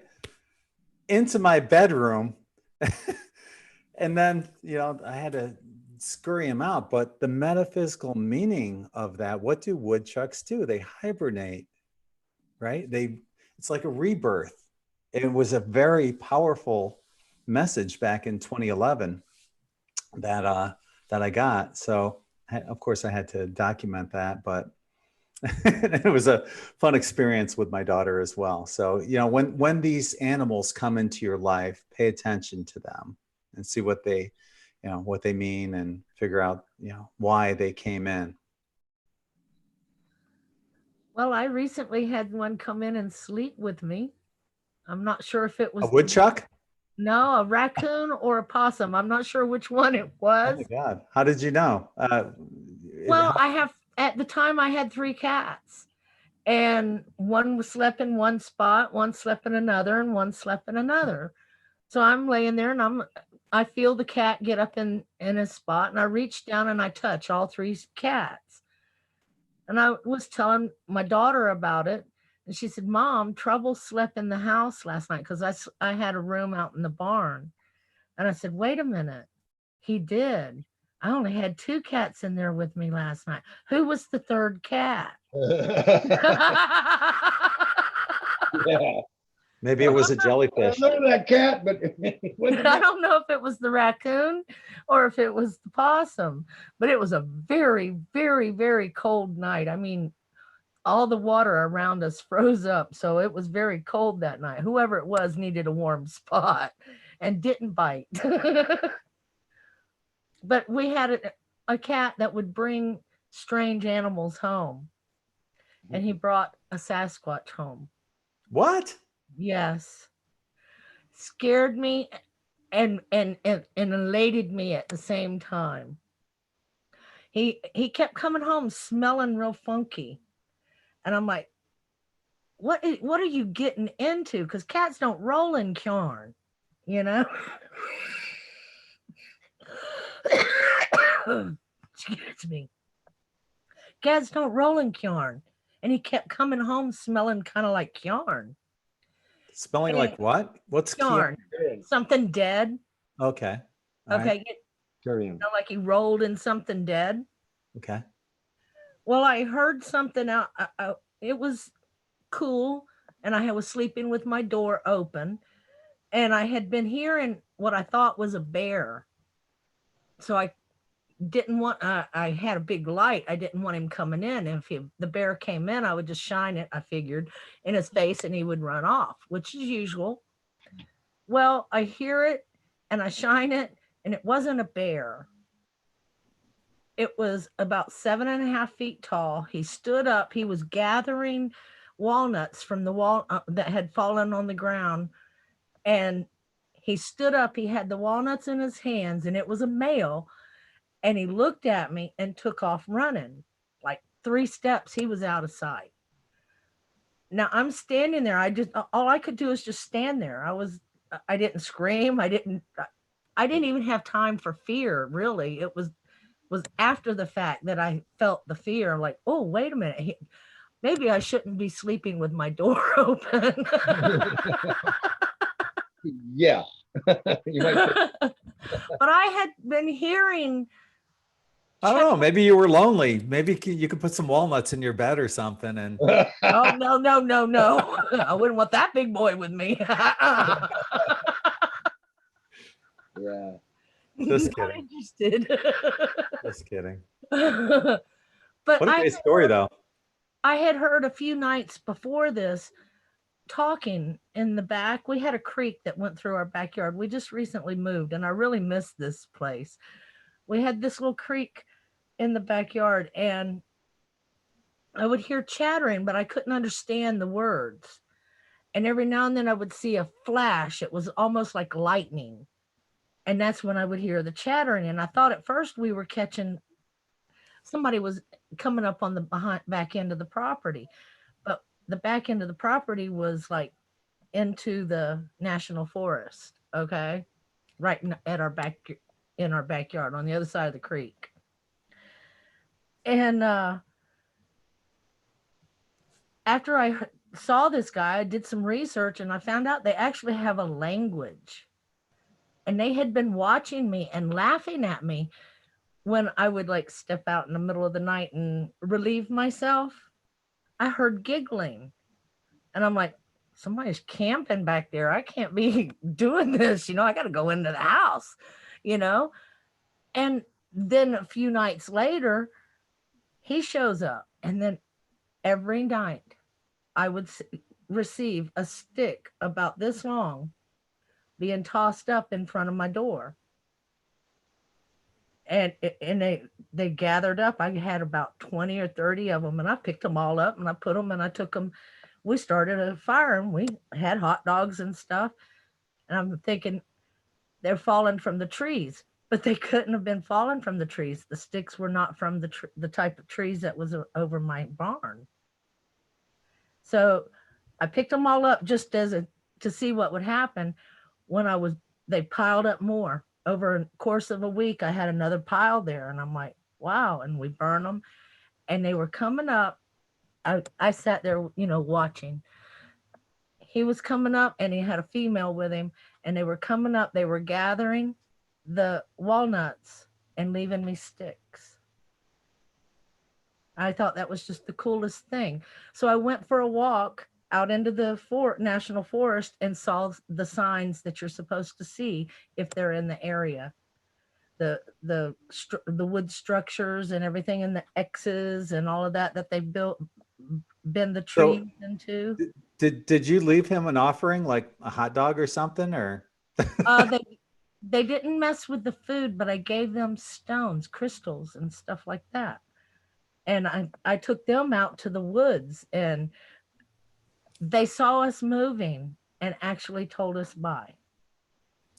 wow. It was really quite. They had birds. I think the cat that brought them up, he went wild, and I think he went and moved with them. What an awesome story. They say that Sasquatch are higher dimensional beings anyway, but. And that cat, he fell in love with them. He would come home stinking to high heaven. I mean, smell. And they would come walking up. At first, I thought it was the moccasins, you know, because they have a stink. And we had cleared. I mean, we were there for a year, and we killed over 24 moccasins. You know. So I wonder. I have no idea where they come from. Maybe somebody else knows the answer, but I wonder if they come from Sirius, because the cat had an affinity to the Sasquatch family. I don't know, but they would call our dog too. They would call these animals by name. They knew our animals' names. The only animal that would positively respond was Toby. He's the one that they actually ended up keeping. But the dog, he wanted to go get them. And we have an electric fence around our property, and we moved that with us, and he can't go past it. And he would try to go to them. and to the point where he would shock himself. But But they were benevolent. They weren't out to hurt anyone. no. They were just wanting to pet the dog. And they would let me know that they were there. They would come and they'd pound, rhythmically pound on my wall. And That would freak a lot of people out. well, it kind of did, but I never felt intimidated. I never felt like they were being aggressive. Now, I did get hit with some energies that were down, especially when I went out to the woods and was taking pictures and stuff. I'd hear them and see them, but you can't really hardly catch them real good. And I got some pictures of heads bobbing from behind trees and stuff. But there was one day that I went out and I was hit so hard with this energy. It kept saying, I kept hearing snake, snake, snake. And I'm looking, for a snake. And when I actually saw the snake, I fell down, but it was a snake skin. And it was rather. Did you ever try to yourself communicate with them, whether telepathically or? Yeah, they're so powerful that it made me ill. I mean, it quite. So what happened? Explain that. I sent you that picture, right, where you saw around your head. Did you view that? No, I wasn't able to open that. You wasn't able to? Okay, I'll have to see if I can send it to you. Anyway, I'd be standing there and all of a sudden it felt like lights was on everywhere. I could see the energy in the moving through the trees and moving through, especially through their structures, the structures that they quite literally pull trees up out of the ground and move them the way they want to. And I think what they do is kind of like stand there and touch those and draw the energy. And that's how come you can't really see them. They're drawing earth energy from these structures because when you look at them, they're geometrically shaped in energy formations, a lot like the energy formations that I draw. And when I sent my energy towards them, it was accepted. And my questions was accepted, but the answers hit with such force. What answers did you get? Well, usually. What were the questions and what were the answers that you got? Why are you here? And the basic line was friend. And then whenever I walked out, and I understood that they wanted me to see something. And when I went out there to the forest, they were right up on us. I mean, up on everybody's backyards and stuff. Everybody had been reporting bears in the neighborhood. Bears, bears, bears. I don't think that's what they're seeing. I think what they're seeing are these Sasquatch. And the Forest Service has been burning back, doing forest burns and stuff to kind of push the bears back. They're not pushing the bears back. They're pushing these Sasquatches back. So tell us more about these the questions and messages that you got. They wanted a friend. They wanted me to see. They felt basically I was awake as what they were saying. I could see them. Or, even though, like I said, the flashes of lights, most people don't even catch that. And I don't know if those flashes are them stepping in to this reality or just stepping out of contact with their structures. Did that make sense? Yeah. What was there any other questions that you asked? And Tracy has a good question too that I'll get to afterwards. But basically, they felt like I was in need of help. you know? And at that point in time, I was in need of help. I was very ill. And going out into the woods helped that, because I found a few herbs that I was missing, you know? And I'm not sure exactly what they were asking for, but I think they were asking for the cat. Or the dog, perhaps. No, the dog, he was too aggressive. The cat was very, they wanted to make friends. I got that impression that they really wanted to make friends with the entire family. Yeah. I did keep my granddaughter, who is, she's 7 and she's autistic. I did keep her away from them as much as possible. I kept my eye very much on her because, hey, if they fell in love with her, they took the cat. If they fell in love with my granddaughter, I didn't want them taking my granddaughter, you know. So you could have had your own sitcom, Harry and the Hendersons, right? You know, oh, that would have been really cool, wouldn't it? Right. Unfortunately, we had a fallout with the landlord and everything like that, and we had to move. Where was this again? Could you repeat that, Right please? here in Tallahassee area. In Tallahassee. That's wonderful to know that the Sasquatch are right here in Florida. Yeah, right here in Crawfordville. That's not the first time that I've had a run-in with the species. Just the first time in this area. He had a bird that was associated with him, and he would come and he would fly in and he would sit and try to communicate with me, and the cat would sit and talk with this bird. And this cat had many birds for friends. His first bird friend was a chicken.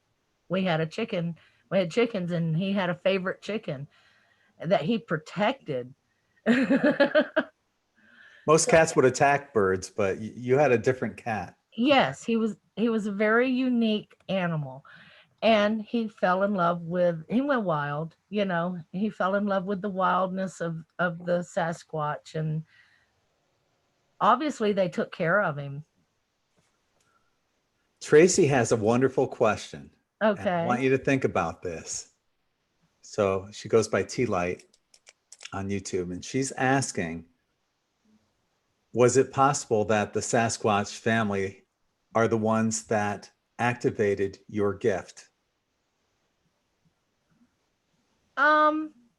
Sacred geometry gift. Did you have that? Oh, I already had that. I think that was activated very young in life. Okay. Due to the things that happened to me when I was a child. I was given a lot of gifts to cope with the experience of full on being molested and raped at the age of 5. So have they that's tried? When I got my gifts. Have they tried to contact you since you moved? Yes, I see their bird. Okay. And I smell them sometimes, but I haven't seen them. But I've seen that bird. See, I've heard that they are interdimensional. They can go in and out of dimension. That's what I'm thinking too. Yeah. But I do hate the fact that we moved from there because I had new friends, strange friends, but you know. Have you noticed like any sticks by your front door? In the backyard, X's laying on the ground. And yes, I do find little signs. I'm figuring that we're very close to a main road right now, and there's only a small stretch of woods behind our house. I guess perhaps the longer we're here, maybe the more closer they'll come. But I have all my plants in the back, and I have found things laying back there. Maybe they're the ones that left that rose quartz and the gemstones in your backyard. Oh, wow. That would have been pretty tough to do because I was in Central Florida there. Melbourne, I was over by Cape Canaveral. Is it impossible? Not really. I mean, no. It's stalking you. If they followed you to Tallahassee, they know where you are. Maybe they knew where you were before you got there. Maybe there are some of the ones that I said, maybe hey, that's what keeps them connected to you. maybe what? Say that The again. stones are what keeps you connected to them and them to you. Maybe because They're it did come programmed. from that area. Yeah. Mhm. The first time I ever ran into them was in, I don't know if you've ever heard of it, Astatula, Florida. No, No. Tavares. I've heard of it. Not sure Oh, where it is. it's in Central Florida. It used to be very wide orange groves. And that's where I grew up in the orange groves. And my uncle, my great uncle, he's used to tell me, Diana, don't go in that patch of woods over there. The hairy man lives there. Well, why should I be afraid of a hairy man? Is he mean? You know? And my great uncle never explained it to me appropriately enough to keep me out of the woods. If he'd have told So I went into the woods, and that's the first time I ever saw the X's and the bent over trees and everything like that. And I did get kind of scared then. I was a kid. I was only like 10 or 11 years old when I ran into them the first time. So they would have had to have followed me from that time period, from that area over to the Melbourne area, all the way up here. That's a trip. But see, I've They lived can all go over in the and out country. of dimensions. They can travel. Yeah. Right. I've lived all Yeah. over the country. Maybe that is the reason why I've always had some strange, I mean, I've had a strange life. I love it, but I always thought my life was normal until I realized everybody thought I was weird. Nobody here. No, thank you. Because my own family tends to think I'm weird. Although they listen because, hey, usually they go, wait a minute, she was right. It's like September 10th, 2001. I looked at my entire family and I said, we're about to be attacked. And they all looked at me and they're like, ah. My dad was like, ah, why would you say something like that? And I go, I don't know. All right, I'm going home. I went home the next morning. We were attacked. And they all looked at me and go, you did that. You know, not meaning it, but you know what I mean. When was the last time that you had contact with the Sasquatch? Actual contact was probably February 6th, 7th, something like that, when we moved here. Mm-hmm. Yeah, the last day that we moved here. Okay. And I have, like I said, I have smelled them and seen intermittent signs. And the same type of tree branch, same length, you know, about a foot long, about that big around, thrown up. I've been seeing those too. So I'm like, okay, our dog can't get out of his fence. And for him to get to branches, he would have to get out of his fence. So it's not him pulling them up. What's the chance that we can get him here on one of our N5D spirit chats? Oh, I don't know. That'd be I don't cool, know wouldn't how it? we would do that. I don't know either, but man, How we would let's do put it that. out there. I would definitely, I could, I got the name of one of them. do you? Yeah. I was out doing a meditation and I kind of just threw out there to the Sasquatch. And there happened to be one passing by and his name was Frank. That's about all I got out of him, other than he was moving on. I think it was over on Cranberry Creek, which was about a mile away. But I heard him hoot. Yeah. They giggle too. If you do something they think's funny or silly, they'll laugh at you. I tripped out out my door over my cats, all three of them running out, and I tripped and I fell down and I'm like, dag burn it all. You know, I didn't get mad or anything. I just like, dag nabbit. And I hear the giggling and I'm like, that's just not funny. You know? Yeah, it is. And Yeah. they thought it was. They thought it was hilarious, you know? Because when you laugh, you're really laughing at yourself, and who can't laugh at themselves? Oh, I thought it was kind of funny after it was all Yeah. over with. But I didn't want to hurt one of my animals, you know. That was an incredible story. Thank you for sharing that. Yeah, I haven't shared it with too many other than my family. That's it. And thank you for listening. Well, I've got 160,000 followers. You shared it with them. Uh-oh. No, oh, that's wonderful. Thank you. That's awesome. You're welcome. I have actually missed their interaction because I would every night I would scan the wood lines, and look for their eyes. Some nights I would see them, some nights I wouldn't. But there's also other creatures out there, and I was seeing them as well. I wasn't quite so keen about meeting them. The dog people, they're out here too. And I caught a picture of one. I'll have to get those pictures together and send them to you and let you look. You have to zoom in and look. But I caught a picture of one, and it kind of, just to look at the shadow of it, made me ill to my stomach. As a matter of fact, when I clicked the camera, I was ready to head home, and I had just got out to the woods. I don't carry a gun, and I'm going out into the woods, and you know, there's not just Sasquatch out there. There is bears out there. So at first I thought it was a bear, and I thought I needed to go home. But whenever it stood up, it looked like a bipedal dog.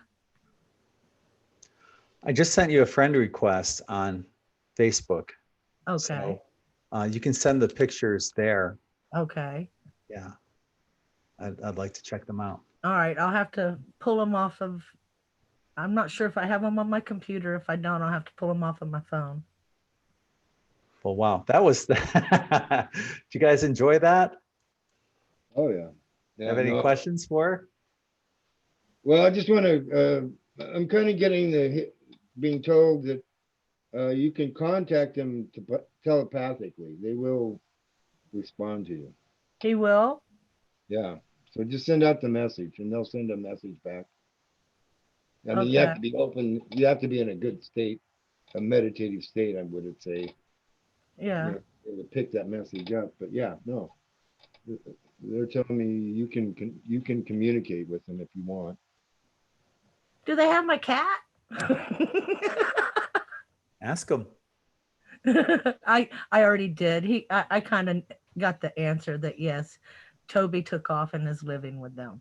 That was something that I did gain from them, because cats are interdimensional travelers in that same manner that Sasquatch are. So maybe he's working with them on that interdimensional travel.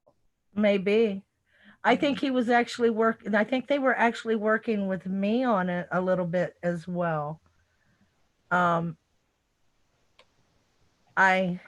I said, the jellyfish experience was so profound. It was, and somebody was there helping me with that experience, you know? So I don't know. I do know that I would like my friends to come visit here. I will be meditating and giving them an invite. I'd like to hear more stories. Oh, really? Where does it go from here? What more questions can you ask? And maybe they know something about the event that they could tell us. I think they do. I think that's part of what it is, you know, that because like I said, they were saying that I needed help, and the only kind of help that I really need is a little bit of guidance here and there, you know, because I'm one of these, I really don't like living in the state of need to know, you know, you'll figure it out when you need to know. I'm a little, and I think you understand that, you know, it's not, and I think that's something that they were working on. It comes to you when you need to know it. Patience. I hate patience. Diana? Yes. honey, the sticks have their they have their genetic imprint in them because they've touched them. Yes. And they've used them and they've cut, broken them and given them to you. So what you do is just try this. Don't move the sticks once they lay them down. Okay. Sit down with the stick or the sticks in the geometry that they are. Okay. And I'm hearing to draw a circle around the stick geometry with your finger or whatever. You can just draw a circle, energetic circle, or draw a circle on the ground. And then just allow yourself to connect with that little stream of energy that is there in the sticks to them, like a phone line. That makes sense. Yeah. And that phone line from the sticks is, like the hairline phone line. You just follow the frequency of that phone line and send them a message. And then sit with it. And if you need to touch at that point to get the return energy or information, touch the sticks lightly. Okay. And you seem to be sensitive enough that the frequency will come to you of what they have to say to you. The sticks are actually, at this point now that you move, what I'm getting is the sticks are like the phone lines. Okay. Yes, just like I was saying, they touch their structures and just totally disappear. Right. So so that makes sense. Yeah, now don't be scared if they appear on the sticks after you draw the circle and send a message to them. Don't be scared. Try not to be scared because they might be able to appear in that geometry that they've laid down. That would make sense to me. Yes. Yes, it does. Even though this is my first real genuine Sasquatch story. Oh, it is. Yeah. Which is really cool. But the first thing I would ask them is, to me is, can I keep doing this way? Communicating with you this way. That would be, to me, the first thing I would ask. Okay, do you think if I found a stick and just made the contact, tried to make a contact? If it's one of their sticks? I mean, there's some structures around here that looks like their structures. Well, just ask yourself, you're going to know, is it theirs? And you hear yes, then just go to it. I would, if it's flat enough or whatever, if it's, easy enough, put a circle around it in the ground or energetically walk around it and then send your message into that geometry. And I'll bet you within seconds you get information back. But thank you. Yeah, because I went on the last walk I went on in their domain. I found a way into an area that once I got to it and I started to walk on in, I was told no. It was a nursery. So I felt like if I went forward, I'd have been putting myself in a position of being seen as an aggressor towards their young. Yeah, well, remember that because they're interdimensional, you can't see their barriers. So that would be one of the things that you need to tell them right off. If I come to visit you, I don't know, I cannot see these things. I can't, without you guiding me, I can't know what I should or should not do, where I should or should not step. So, I really can't see them unless you catch them on camera a lot of times. I can see them through your vibration. Can you? Yeah. Your frequency, see, that's what I'm saying. The frequency, I would even talk to the sticks, that geometry, I would speak it out loud if, because they know your frequency will go into the geometry. It will stimulate them and they will be like, oh, she's talking to us. Okay. You know. Okay. Let me look and see if I can find the pictures on my computer here real quick, and maybe I can show you some of them. If they're on my computer, I will. Okay. Diane, one more thing I have for you. Yeah. Will you let me send you a healing, please? Oh, yes. Okay. And your last name is Sanyer? Sarver. Sarver. Please take a couple deep breaths. I gotta put my phone down.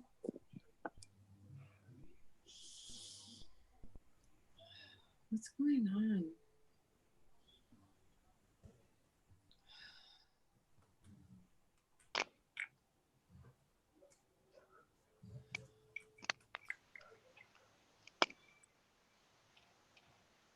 Karen, are you still with us?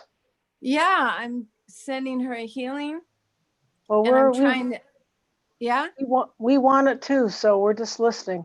Yeah, okay. Well, right now what I got is I'm being shown a bunch of inflammation in her back of her throat, esophagus, and down in, and I'm trying to figure out what the cause is. This is inflammation that's been with her for quite a while.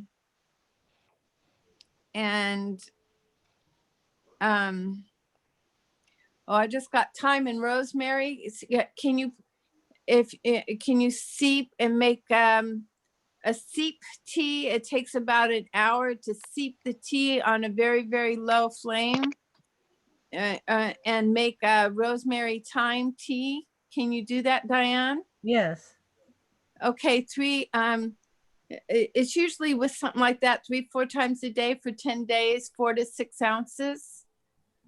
And, don't make too big a batch at once. You want to make it, like 1 or 2 days, but you don't want to make like a great big batch all at once for the whole time. You want to seep it because you can put your head over it and steam while it's seeping. Do a steam and drink it, and drink plenty of water, of course, when you're doing that. But that should rid you of the inflammation.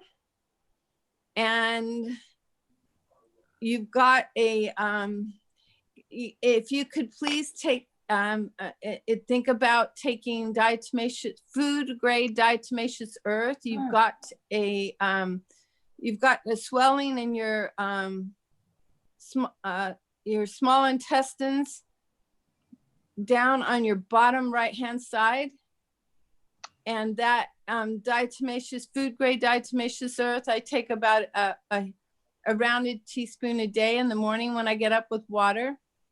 And that'll clean your bacteria, and it'll clean everything. It helps the silica, helps your bones, and it just helps everything. The food grade diatomaceous earth, and it's cheap.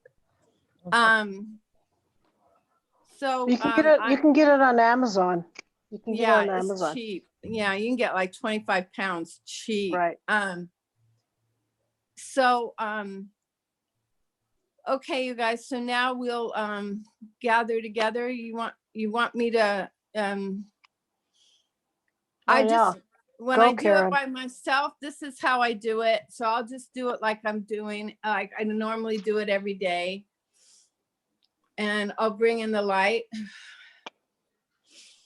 And then we'll all join in now. I am the lights, the light I am, the lights. I am the lights, the light I am. I am the lights, the light I am. And in this light, I am one with all of life, all of source. And in this oneness, I call upon our guides. They're here for the highest good, archangels, angels, and masters.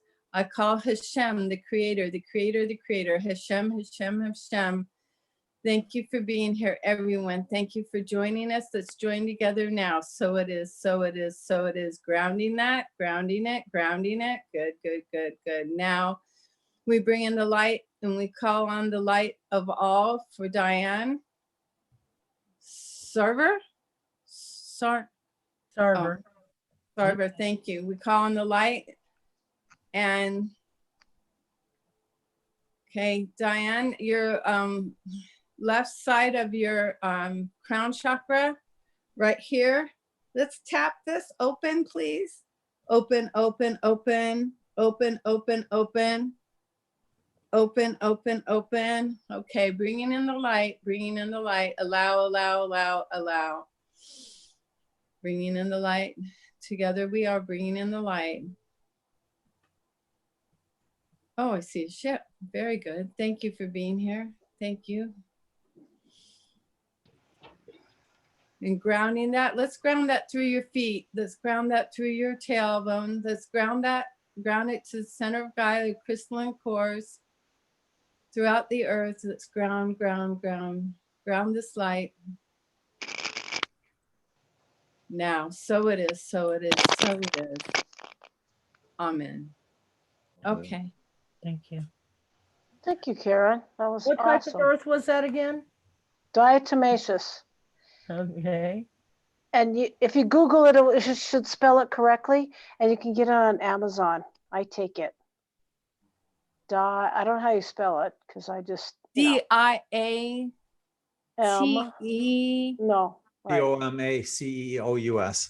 Got it. Good one, Greg. You need to drink a lot of water if you're taking that. So Okay. yeah, You like can buy 8 it ounces in of water. jugs too. It's really cheap.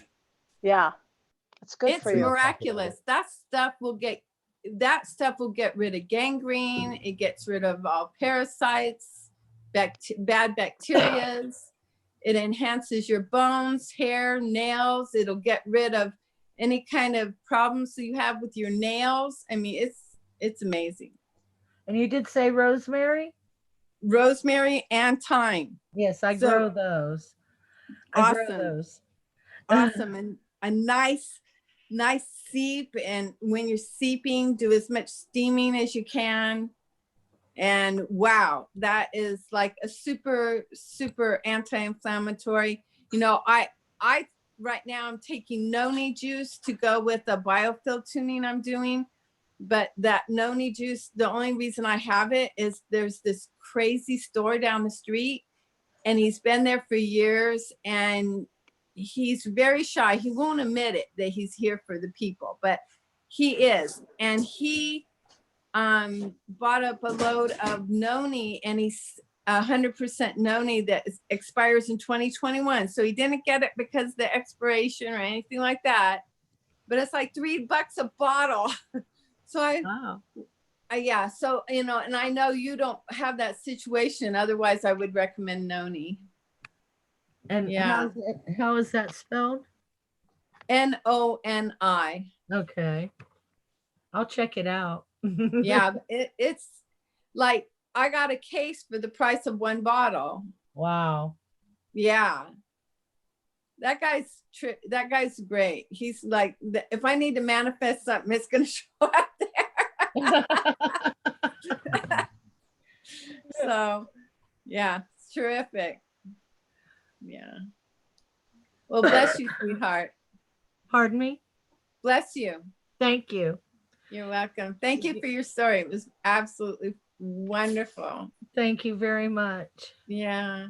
If Diana can come on here and tell that story, anyone can come on here and say hello and join in. There's a lot of people watching on YouTube right now that are introverted. No kidding. I haven't made that jump yet, but come on over. I'll post a link again in the chat and join us. Tell us. Everyone's got amazing stories like that. Yes. Do you want me to tell you my dream my dream story? Yes. Sure. Well, it's all Greg's fault. I'm good with that. Blame me. Because As long as it wasn't a nightmare. Greg's been talking about all this fruit, which is how the noni showed up. I'm sure of it because I'm doing a biofield tuning. I have shingles, so I'm doing a biofield tuning. I've had them since I was very, very young. And I'm doing that to, and the noni to, and I saw myself completely healed. But the part you guys will like is in the dream, there were two like, you know, the kind of domes they put over garden areas, the white ones to get more sun, to keep the sun in, the plastic domes. But these were long salt domes. And in one dome, there were two of them. In one dome, there were babies being birthed, and just babies showing up. And in the other one, I came out of it, and it was all white with the blue, but it was salt. I knew it was salt. Everything was salt, some sort of salt. And it was, I came out of the other one, white and blue, but completely healed. And it was the most beautiful dream. So, yeah, that was my dream, and it's Gregg's fault. Gregg did it. The healing. Who is really doing the healing, though? You tell me. Oh yeah, my higher self is at work. Absolutely. It was wonderful because I've been asking and asking and asking. You can tell the energies have changed because I've been asking for years, what do I do next? What do I do next? And I've been on a path where with the biofield where, okay, do this next, do this next, do this next. Okay, now you can do this one. And then I was like, what do I do with it? What do I accompany it with, support it with, right? And I go, apple cider vinegar. I'm going to go look and see about apple cider vinegar. Great and stuff. I always go to my manifesting station down the street on a regular basis to see what's up, you know? And there's the noni. I was like, oh, I was so blown away. I was so blown away by that. Well, thank you. Thank you for sharing that. Oh, you're very welcome. Thank you. Thank you for the fruitarian diet support. What? Speaking of which, what are you eating? What do you got there? Coconut ice cream with homemade caramel sauce made with coconut milk and coconut, fresh coconut sugar. Is that on the fruitarian diet? No, Coconut. no, the noni is. The noni is. Oh, shit. Coconut. I think coconut's a fruit, Yeah. right? Yeah. So I'm watching Karen eat. I'm watching Phil eat. I've seen Desiree eat. Sorry. Let's got Killing the me. liver. You guys are killing me. Hey, this is, at least it's not our last supper. I don't know, Right. Desiree. How do we know that, man? How do we know it's not the Last Supper? Every day can be the Last Supper, right? Who's the Jesus here then? And who's the 12 disciples? I'm kidding, sorry. Greg, Yes. He might be here behind did you the get a little scenes. box in the mail today? I haven't checked the mail. Oh, you need to go check your mail tomorrow. It might be fun. Okay. Okay. Yeah, I'll check it. I check my mail like once every 2 weeks. Oh, you better go tomorrow, I guess, because, Okay. oh, and thank you for the crystal thing. I got so many notes that Adrienne, Oh that she yeah, did. me too. Oh my 4 God. pages of notes. I had to rewrite them all. I was scribbling all over these Post-its but the Oralite, I'm going to tell you, dude, we need a whole new income to buy that. Yeah, some of the stuff, you know, that Libyan Tektite, that they wanted like $110 for a tiny little piece at Elysian Fields here in Sarasota. But I found a tiny piece that for, I don't know, maybe $30. So I have a piece a friend sent me, and I deserved it, really, you know. But I have a really nice piece. But lately, what I've been connecting with, which is very inexpensive, which is really wonderful, is barite. I have some little barite spears that are found out in the desert. And oh yeah, barite does some incredible things. And what happened to Oh, I put it away. Anyway, yeah. Yeah, I was just That looking could- up what that is, and I'll do a screen share of it because I've never heard of it. That's what it looks like right there. It's really Yeah, pretty. That's especially pretty with the little crystals on it. Oh. Man, it's It not. comes Look how expensive it is. Oh my gosh. No. If you can That's really not. find your dealers, you're able to get any stones pretty cheap. You can, like, stone dealers, you can find drug dealers anywhere. So you can find your stone dealers anywhere. I mean, I have almost every single stone in my house. When she was naming off, I was like, okay, I got that one. If you cannot afford Oralite 23, wow, that's very pretty. If you cannot find Oralite 23 anywhere, it's not that expensive if you find someone. I mean, they go upon the ounce. It just depends. Because where I'm at, it's only like $25 for a huge piece like this. So, I mean, but I've been using Super 7 lately, and it still has most of the minerals, and it still has the same, like, feeling. Oralite's just kind of, sorry to say, overrated when it comes to that. Super 7? So, no, It's Oralite 23. It's $25 for a lid of Oralite. That's what I heard. You never know. I mean, you can find them anywhere on, like, anybody online anymore. So it just depends on where they go. I would definitely, if you're looking more into more of those stones, look into the crystal caves up and for dealers from Canada, and it's up the mystical cavern that they have. The Super 7s and some of the Oralite is up there in the mystical caverns. So find somebody up in who deals with Canada.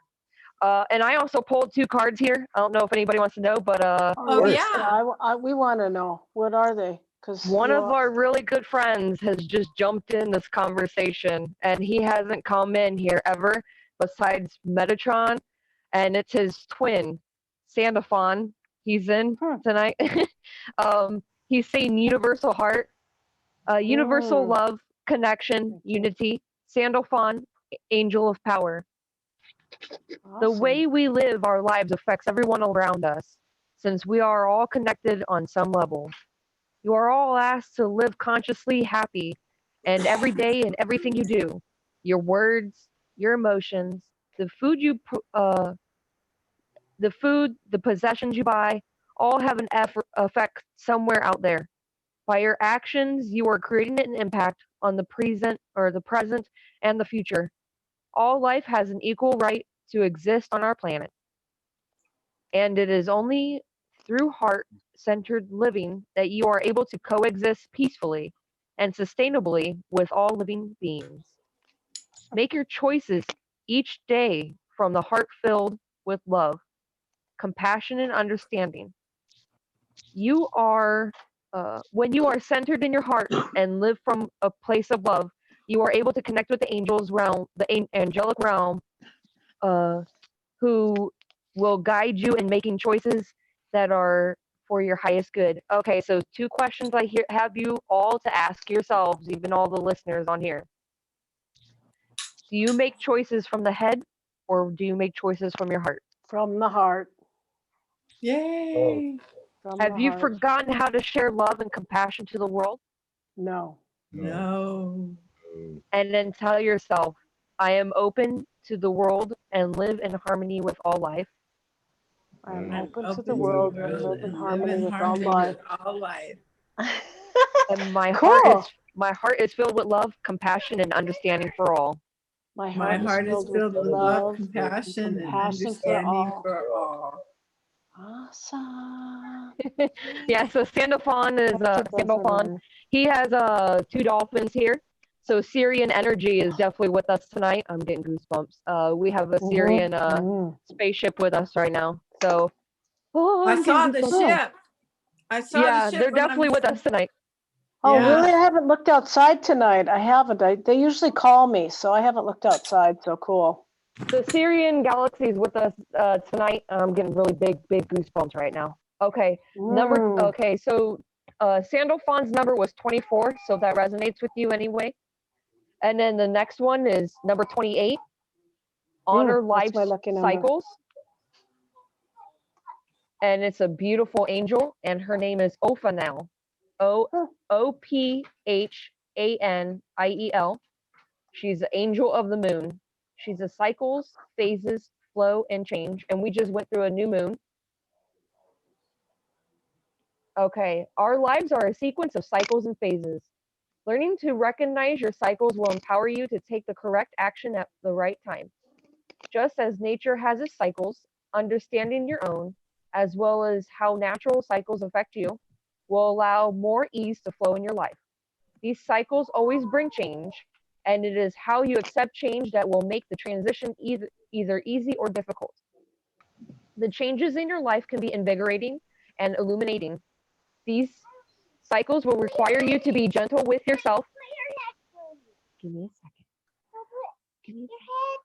I know. Ouch. Sorry. Okay, give me a second. Some cycles require you to be that gentle with yourself and you to take some time for some rest. Wow. You can see right through the crystal ball, can't you? Other changes may signal that it is time for you to step up and take action. Only you can know what's best for you at any given time. Honor the changes, the changing seasons in your life, and follow the guidance from your body and your heart that are given to you at these times. So 2 questions that she is asking you. Are you ignoring the cycles and messages of your body? Yes. No. And then number 2, do you feel that you always push yourself because society expects you to? No. No, not because society expects us to. Sometimes we expect us to, but not society. Yes. Because I want to do it. The tell yourself affirmation is I allow myself to flow with natural changes in my body and nature. I allow myself to flow with natural changes in my body and nature.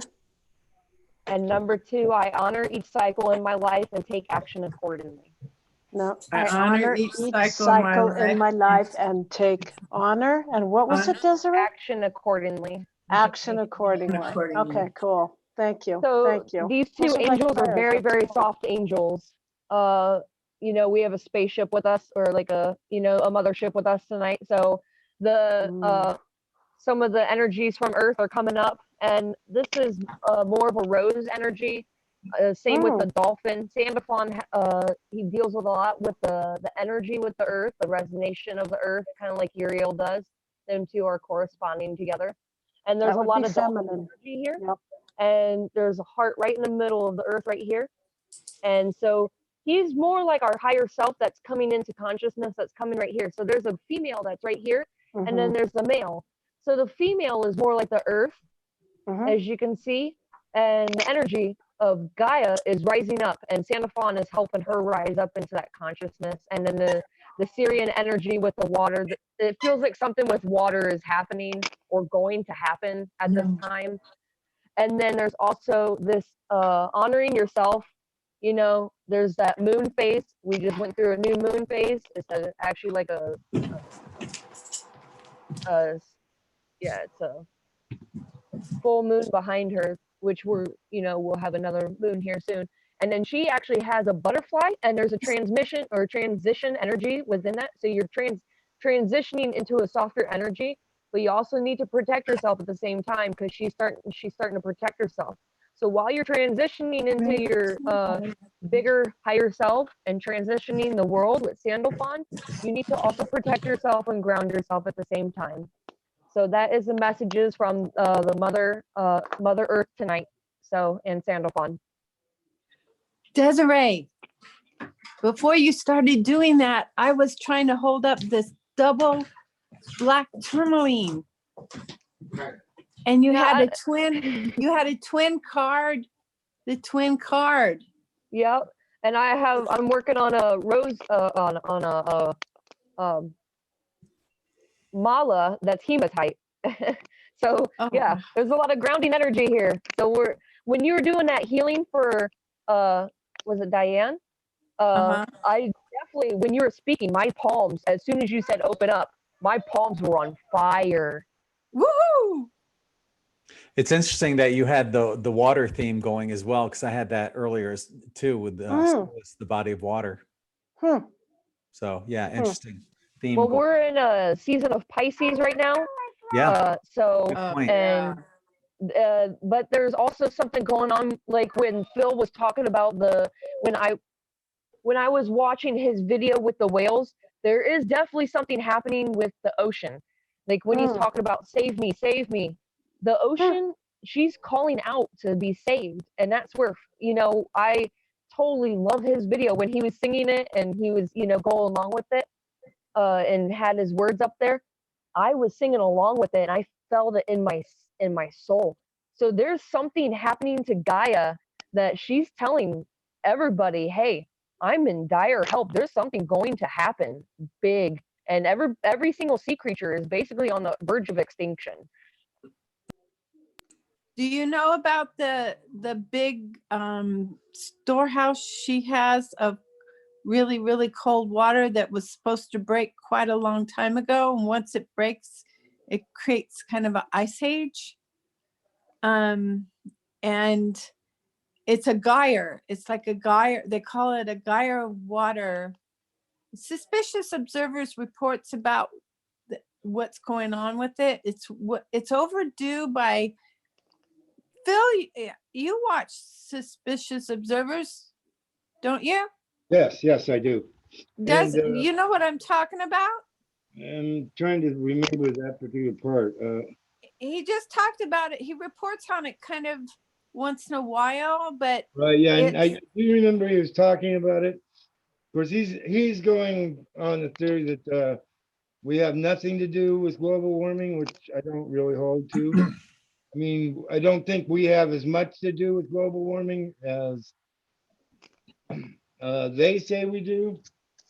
And by they, I'm talking the powers that be.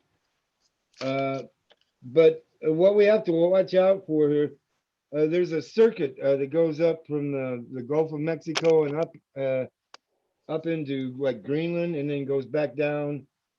And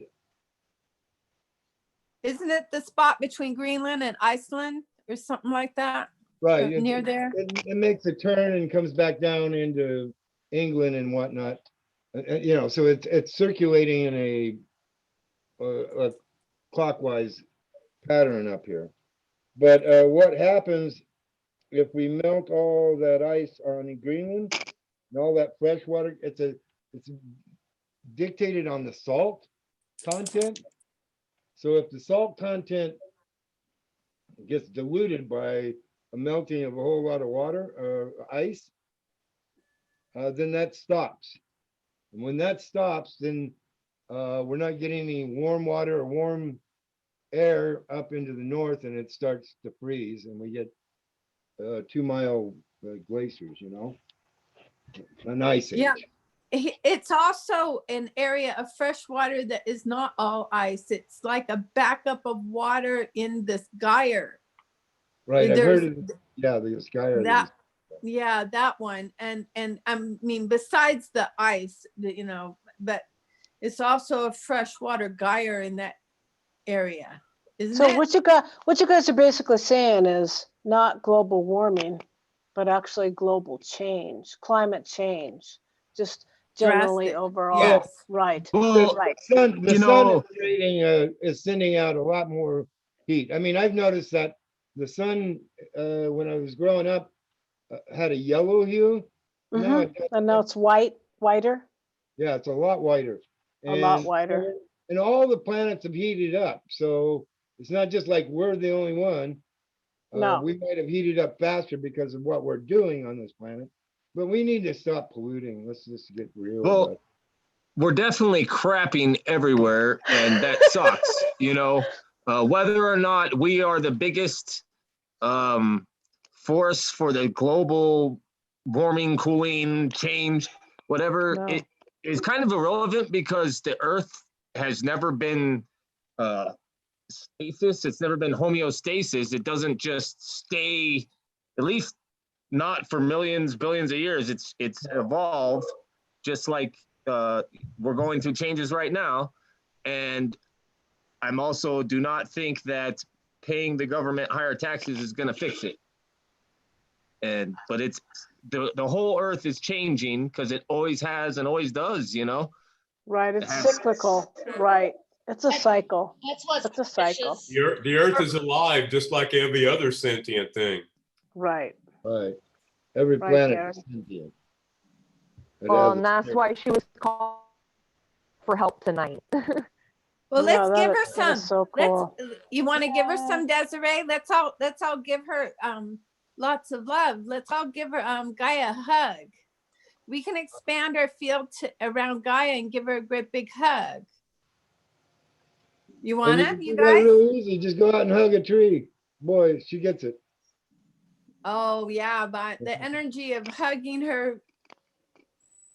Well, yeah. I get completely what you're saying, Karen, because I'll do that in a meditation where I envision myself hugging the entire planet. Yeah. You guys want to do it together? Can't hurt. You I'm up for it? I'm good. Yeah. Let's do it. All right. Greg, you want to lead? No, I want you to lead. You do. I'm an Okay. introvert. All right, let's all sign up. Let's all sign up to give Gaia a hug. Okay, we'll do it. We'll do it. Let's all sign up. Go, Karen. Big breath. Nice, big, beautiful breath of Gaia's air. Her Holy Feet on Spirit, the our Holy ground. Spirit.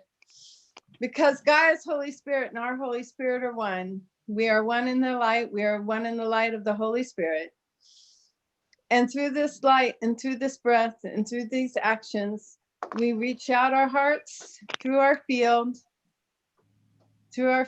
of our magnetic field. Our magnetic field is the same as an atom and the same as Gaia. Her beautiful magnetic field is circulation.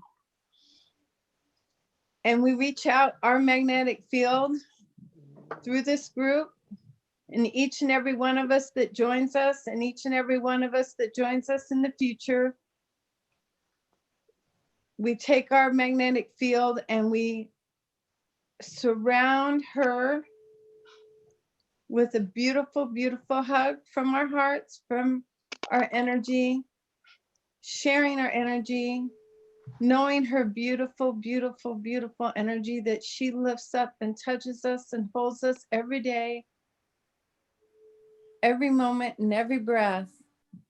She circulates that energy with us and for us, even when we do not know, which most of us do not, at any given time realize how much she is holding us. So in return, we reach out to Gaia, to our beloved Gaia, and we hold her and we give her a great, big, gigantic, loving hug of light.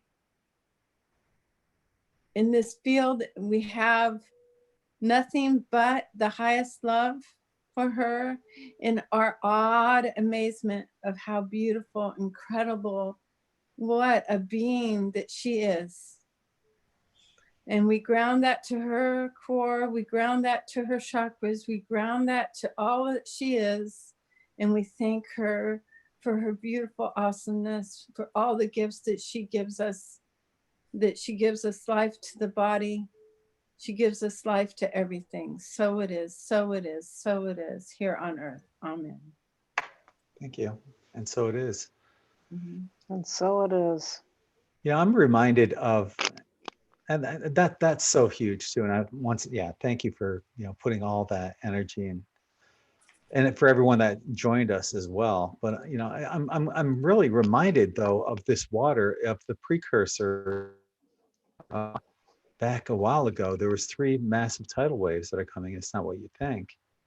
I had the stream where I saw 3 tidal waves, but what it really is 3 waves of energy that are coming. The first 2 in that dream collided, and then there was a final cleansing wave. But I'm wondering if all this water, dreams of water, as it says here, in my article, water is immutable energy. It can be solid, liquid, or gas. If you think of a tidal wave, the wave can be viewed as a wave of energy. And that's what we're talking about with water, and it's immutable energy. So we have all this energy coming in right now. So what I'm looking for is these two, personally, these two waves combining. It could be a Schumann resonance wave with a wave from the center of the galaxy, something, but maybe these messages is that we are, you know, on the verge of something magnanimous happening too.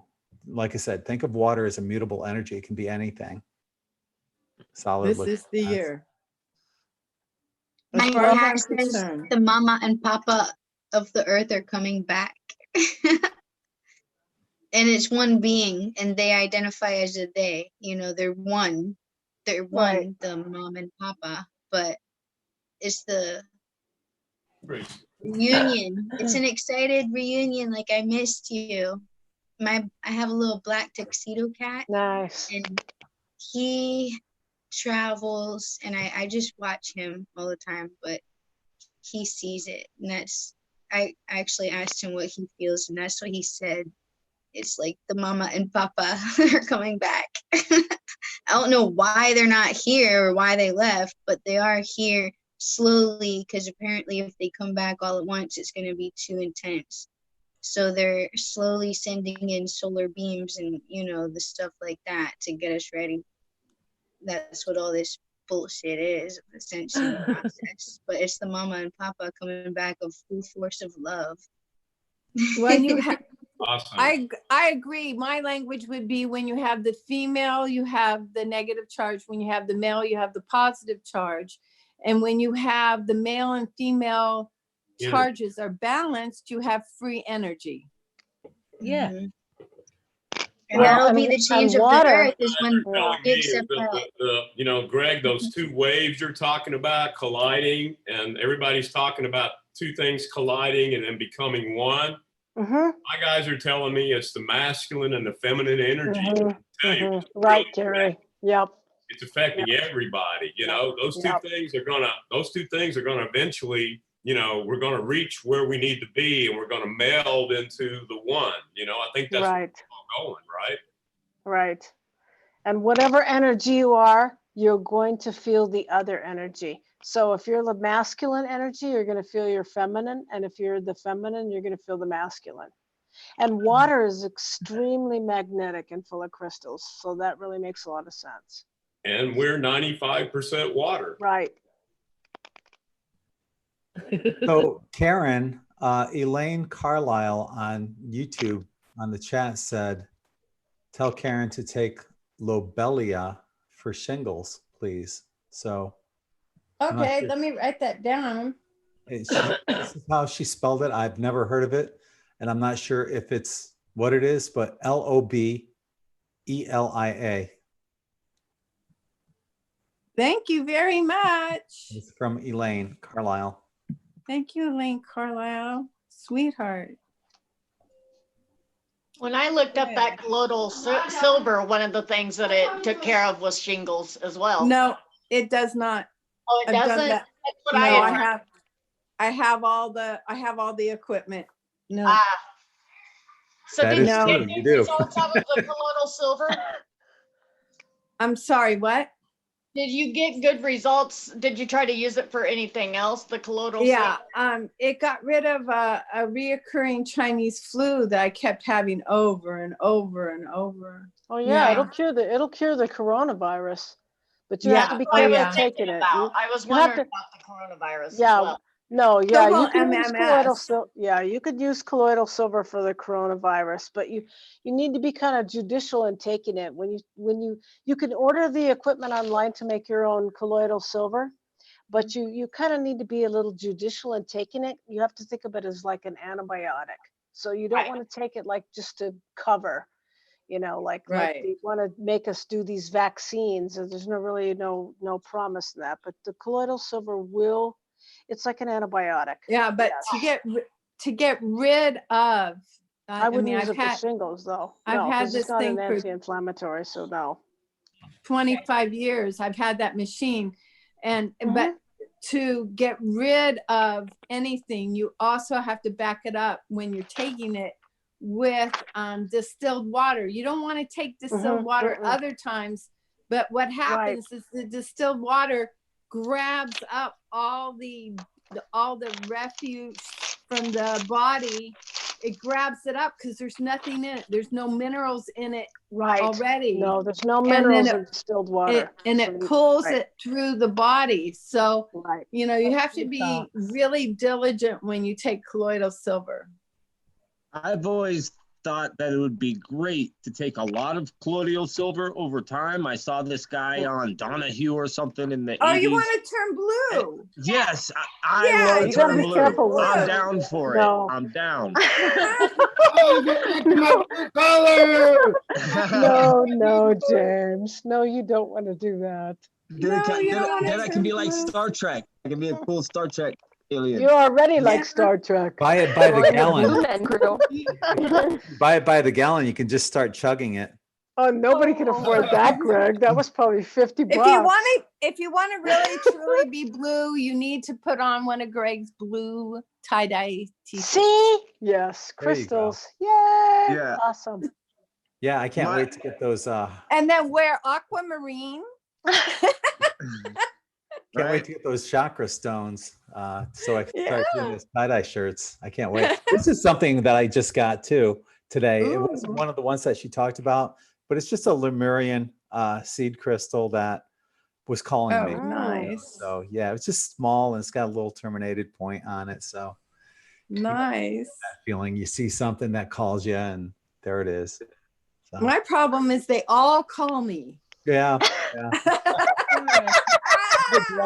Karen, Lumi is asking for help with spirit attachment.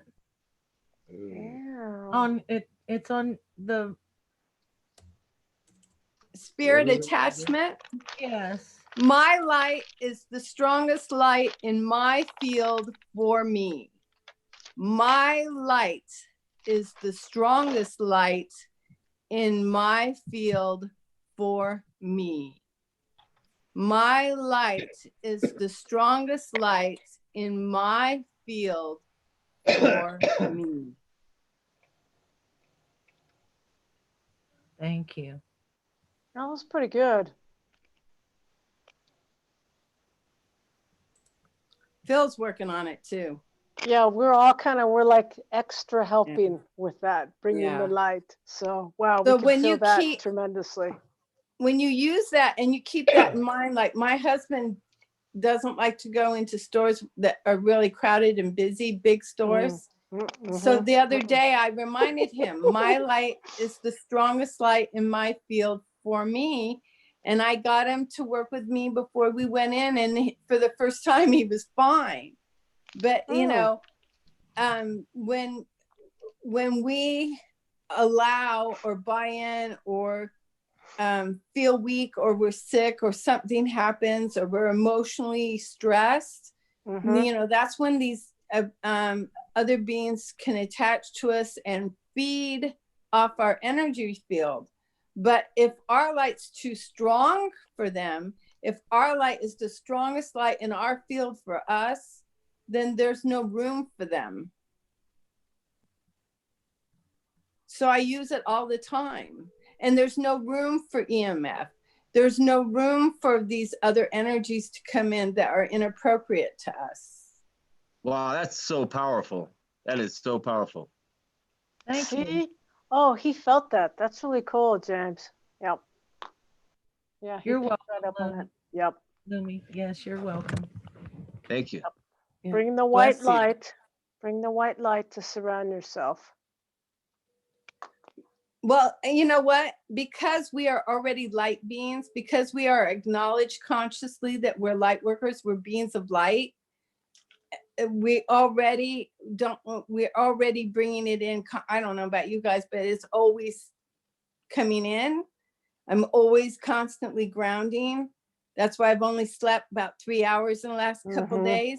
So if we if we just compound that with the simple statement of my light is the strongest light in my field for me, and my light is my I am light, it covers it. That's my viewpoint.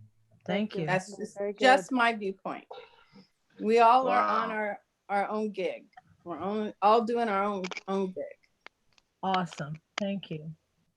You're welcome. Bless you. Bless you. You just full of energy. I was feeling really bad when I got on here tonight, and you guys have not only lifted my spirit, but made me feel a whole lot better. Thank you. Oh yeah, just keep letting it come in. It's not going to stop. I know. You've got 30, 60, 90 days with it now. So you just keep letting it come in. Keep letting it come in. You know, when you told me to tap the left side here. Yeah. I have some kind of damage to my T nerve. Due to shingles. Oh, trigeminal in your face. Oh yeah, okay. So is that pain in your face? Yes, is that pain? the pain. Trigeminal. Yeah. And yeah, it's on the left side. Yeah, and you don't want to do look. any. See you how don't want to. Oh yeah, and you don't want to do any pain medications for that because they won't do anything. No, it doesn't help. No, doesn't help. So it doesn't help at all. The only thing that even remotely comes close to helping is a nerve type medication, you know, for neurological disorders. Oh, there's but then you get too numb. You could get, and I don't want that. Right. There's an essential oil, and you can make it and grow it. It's the Vevetir grass. Vevetir Vevetir.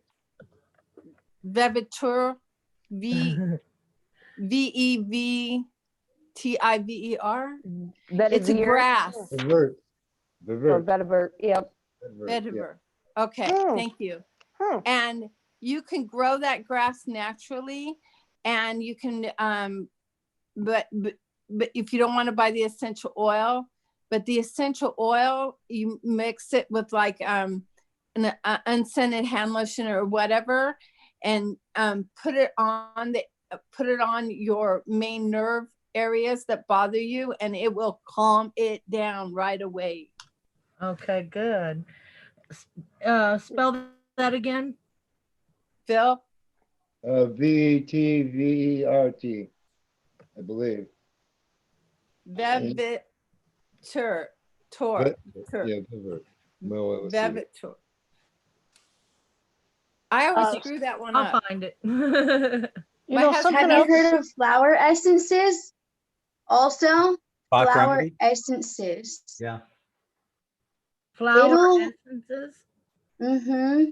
Are you talking Bach remedy, Elena? Yeah, Dr. Bach makes them very well, but you can also buy your own, a bowl made of glass or crystal, like a clear glass bowl or a crystal bowl, and set it next to any plant, any flower overnight, and the dew from the plant will go into the water, and it has to be clean water too, in the bowl overnight, and you take it out like right around sunrise or something. And that, the blueprint of the flower, even if it's poisonous, you can use it because the flower doesn't touch the water, but the blueprint of the perfection will go to your DNA and your blood and very deep, deep, deep down. Just like the perfection of the earth, you will become. So different flowers do different things, and different plants do different things, but making those is really powerful. And you drop a drop on your head, or you can drop a drop on your mouth, and you mix that water with alcohol to preserve it if you want, like whiskey or something, or you can preserve it with vinegar. And there's a couple things you can use to keep it fresh forever. You talking about a tincture? A drop or two is all you need. You know, right, Sue? Oh yeah, yeah, you can use vodka. Yeah, put vodka in it. Mm-hmm. Yeah, that's a tincture. Yeah. Yeah, vodka. Learned all about that. I tried. Yeah, it works. It works. And you open up to it and meditate and drink water every day, and you let it work, and it goes deep down, deep past your blood, past your bones. Okay. I recommend that. I will Well, definitely. especially because you live near the woods. Yes. Mhm. I love living near, I do love living outdoors near the woods. It's easy to get a hold of all kinds of stuff. Shoot, you pull my own dandelion and make my own dandelion teas and stuff like that. I cultivate it. That's really, Well- that's a good blood purifier, Yeah. dandelion. Yes. Yeah. And there's like what, 50 flowers that we can eat, 50 Yeah. different kinds of flowers that we can eat. Yes, I grow chamomile too. Yeah. I like to mix the chamomile with the dandelion because the dandelion can Doesn't be, taste very good, and right? yeah, it doesn't have very good taste as a tea, but I eat it raw like it used to be Well, you called can. yard Right. lettuce, yard cabbage. Yep. And they ate it a lot back in World War I and World War II because, hey, times were tough. My granddaughter, my 18-year-old granddaughter, when I pull it up, I have to fight her for the leaves. She likes to wash them and eat them, but they're very healthy. Oh yeah, yeah. As long as they don't have any pesticides on them, they're really good. They're actually a blood cleanser. Right. That's why the government tells you to, mow your lawn to a certain length every single time, where you'll get a fine or something because they don't want those anybody to get those natural healing properties. Well, that's right, Desiree. That's right. So And that's why I like when I living out in woke the I used to go boonies. around collecting dandelion leaves and eating them, and everybody's like, "What are you doing? It's so gross." I'm like, "Natural."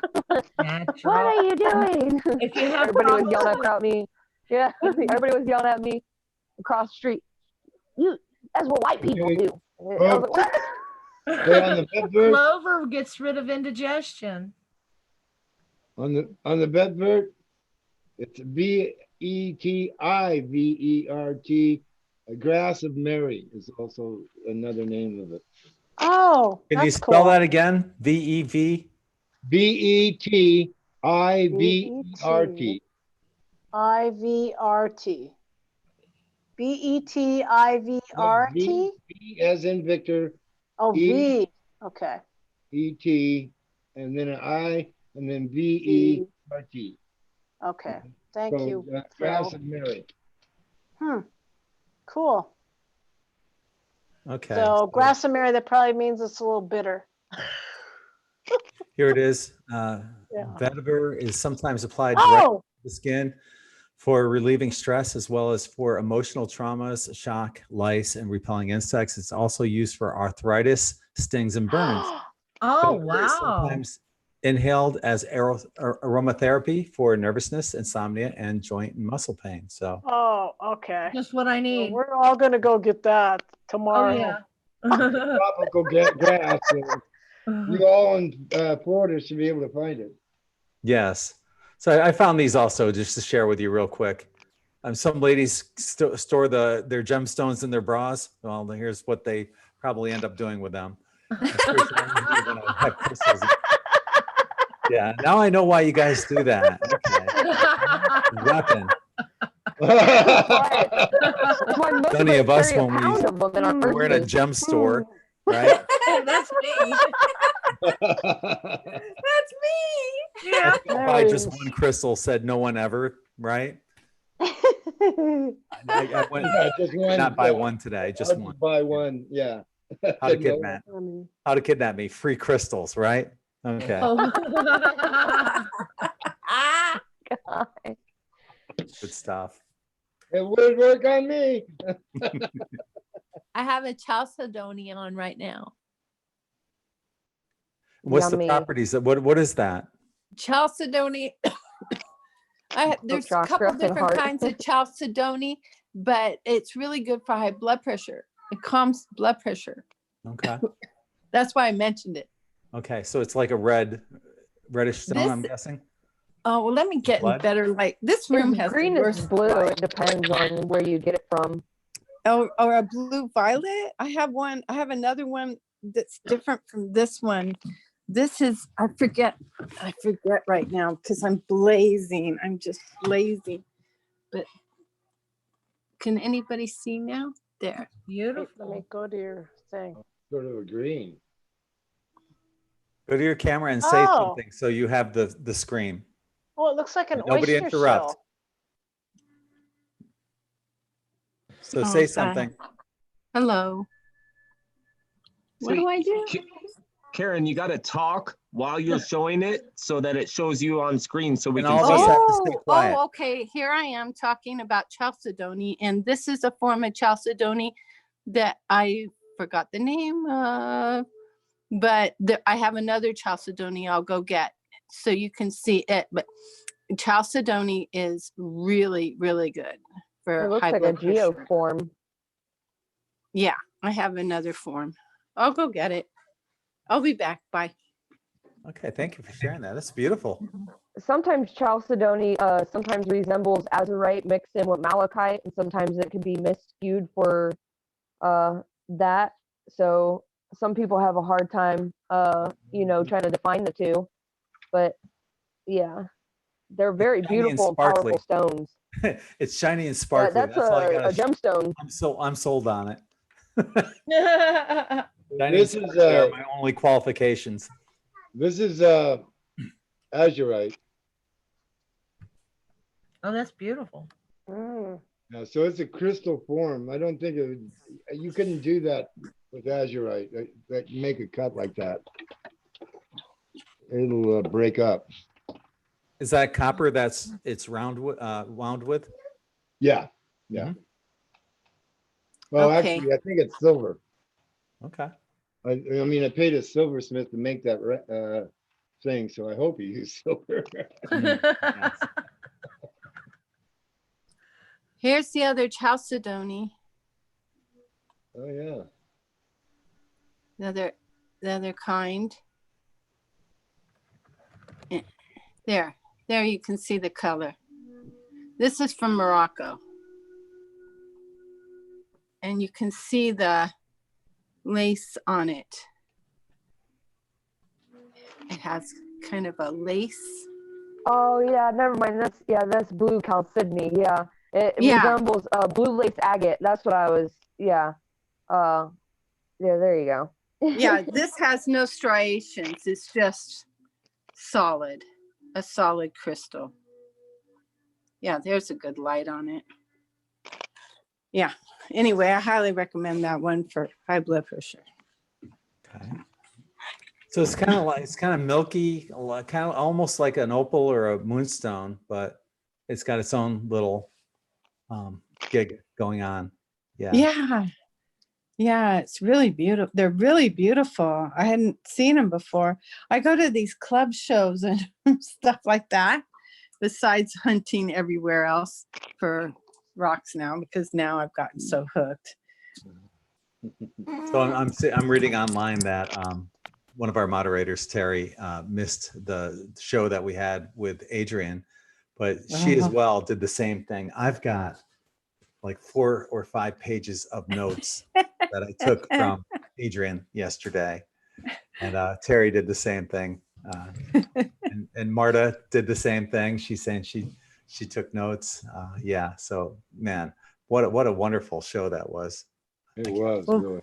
Yeah. Well, March 15th, I get to go out up in Victorville, and then you go out in the middle of the desert, 10 or 15 miles, and they're having a club show literally in the middle of the desert. There's nothing around that area. There's nothing going on but that. So that should be interesting. I've never done that one before. Is this green quartz? It's hard to tell, but it looks like it, doesn't it? Yes. Yeah. Is it green? It could be fluorite. Do you have a black light? Or blue or green calcite. Oh yeah, but it doesn't look a slime. Well, yeah. This one's green too. Yeah, that's not. What is that one? That is. I don't know what that one is. I got one similar to it. These are more stones that just come to me. They just show up. This is a light green. Are they from your friends? I don't know. They might be. I don't Did know. you want to know anything about the chalcedony? I got my book in front of me. All four of these have a green tint and hue to them. So that means copper content most likely. Yeah, very good, Phil. Yeah. But they're very pretty. I'm going to make something out of them. I'm not sure yet. It hasn't come to me. Well, one of them is going in my rose stem staff that I'm making. But they're just more stones. Stones come to me. Right on. I think that's kind of cool. I don't have a whole lot of them, but the ones that I get, I find them. Oh, Diane, the other thing I was going to tell you is, if you're hurting, I'm not talking about tapping. If you're hurting in this area, and even though you think it might be related to the shingles, I think what I was experiencing is it was related to that part of the crown needed to be open. And once it's open, the pain will stop reoccurring, because that's what happened to me on my back. It was painful for like 3-4 years. I mean, really, really painful across my shoulder blades. And I bought this book my friend recommended for the chakras, and I looked there, and there was chakras there, and I tapped it open, and one time and never had the pain again. Really? Yes. And all you got to do is go open, open, open, open, open, open, open, open, open. That's it. I am. For years, I've had major headache, major pain in my head. I'll give that a try, most definitely. Yeah, and just imagine it's opening, open, open, open. Not to say that other things won't happen after your crowns. When your crown's fully open, things get busy, but yeah, it won't hurt the same way. It won't hurt like that. It won't be it will be stimulated. It'll be burning. It'll be this. It'll be that, but it won't hurt like that. Okay. So Karen, would you like to know the meaning of your chalcedony? Oh, yeah. Of course. Okay, so when I was thinking of chalcedony, I was thinking of chrysocolla for some reason, and chrysocolla resembles malachite and azurite together sometimes. So those can be misconstrued sometimes. But chalcedony, it comes in blue tumble. Chalcedony? Is it chalcedony or chalcedony? Mine's chalcedony. CH. I always say chalcedony because the H is silent. I don't know. That's what I've learned from Gem. I go to a lot of Gem shows. Okay. So okay. Everybody says it differently. So I always say chalcedony because. All right. I just want to make sure we're talking about the same stone before you go to all that trouble. Yeah, it's chalcedony. Yeah, that's the one. Yeah. Sometimes some words can be misconstrued, like peridot and peridot. You know, some people say peridot, some people say peridot, but the natural way is peridot, because it's just sometimes it could be said differently. Yeah, everybody says everything different. The attributes: chalcedony is a nurturing stone that promotes brotherhood and goodwill and enhances group stability. It can be used to assist through transmission and telepathy. This stone absorbs negative energy and then dissipates it to prevent onward transmission. In ancient times, chalces would be formed out, or chalices would be formed out of chalcedony and lined with silver. They were said to prevent poisoning, because it can be a poisonous stone sometimes. Chalcedony brings the mind, body, emotions, and spirit into harmony, instilling feelings of benevolence and generosity. Chalcedony removes hostility and transforms melancholy into joy. Psychologically, chalcedony eases self-doubt and felicitates constructive inward reflection. It creates an open and enthusiastic persona. It absorbs, dissipates negative thoughts, emotions, and bad dreams. That was just the attributes. The healing properties is chalcedony is a powerful cleanser, including open sores. So you can put it on your open sores and help heal the open sores, just like how unakite heals your, you put unakite on top of your bruises and it'll heal your bruises. It fosters the maternal instinct and increases lactation, improves mineral assimilation, and combats mineral buildup in veins. So it'll basically clear out your veins from like basically blood clots, like you were saying. It helps with yeah, like you were saying earlier, with your blood flowage and all that. Chalcedony lessens the effect of dementia and senility. The stone increases physical energy. It balances body, emotions, mind, and spirit, and heals the eyes, gallbladder, bones, spleen, blood, and circulatory systems. The position where you should wear it is on the fingers, around the neck, on the belt buckle, or place as appropriate, especially over organs and in contact with certain parts of your skin that are also hurting. So the blue chalcedony is a creative stone.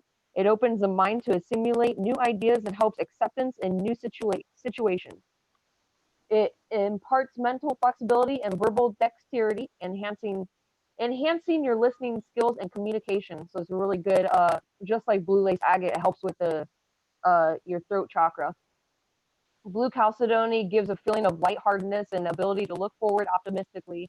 It improves self-perception, and a stone is traditionally used in weather magnet and for cleansing illnesses associated with changes in the weather.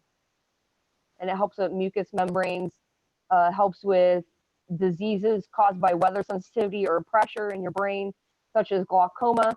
It enhances the immune system, stimulates a flow of lymph, and banishes edema, and is anti-inflammatory effect, and lowers temperature and blood pressure. It heals the lungs and clears the respiratory systems and effects of smoking. Whoa. So I think that's a really good stone for you right now. Or Good stone for everyone. Going through this. Yeah, going through this right now, especially the weather that's been going on. So yeah, wow, that's incredible. so anybody who's interested in buying this, I would highly suggest, if you need to know any information about stones, this is the first version. It's made by Judy Hall. It's the Crystal Bible. So the first version, it goes up to 3, I believe. So I would go ahead and purchase it. It's on Amazon and any probably crystal store you can get it. I have a book on crystals, but I can't look at it because then I get rock fever. And yeah, I know. I have an issue with that too. I want to go buy them. They're supposed to come to me. That one, I want that one. Materialization. That's a good thing to work on, huh? Right. Well, the thing is that when we get rocks, they're recyclable. When we get rocks, they're completely 100% natural to Gaia. We do no harm trading, moving, and exploring Gaia's crystals, minerals, and gems. And unless we go do something radical, to Earth, but to get them, that's different. But I'm just talking about, just finding them or whatever. So my thing is I like to recycle. So everything I like to get now, I want to be able to recycle it. Everything in my house, I redid the house. So everything came from Craigslist, Ophiriah, estate sales, and including lots of my gems, minerals, and rocks, lots. I love going in people's estate sales and finding things. I love going and doing all that. Rivers, streams, going up the mountains and finding rocks. Isn't that wonderful? I love doing that. And I don't feel like I'm doing any harm to anything or anybody. Oh, so. No. You're not digging a big hole in her? No. And it's recyclable. So if something happens, it falls to the earth and it's like, woo-hoo. When I was a kid, I always wanted one of those tumblers so I could tumble stones and stuff. I never got one when I was a kid, but when I was a kid. Now. I want one now. Yeah. Yeah, but I want the 15-pounder so I can make the handheld ones, not the little ones. I want I want the 15-pounder, baby. For palm You know what I mean? Give you the big boy, huh? Yeah. We made I don't- a tumbler that we put in the water and put glass in, Good and the light. stream was tumbling it and tumbled it smooth to make wind chimes out of, and it was made out of one of our oyster baskets. It kind of worked pretty cool. Oh, that's nice. Yeah, that would work good. I What don't is know. that you got? This one, it needs light. Hold on, my poor dog. He loves being in my lap. Oh, hold on.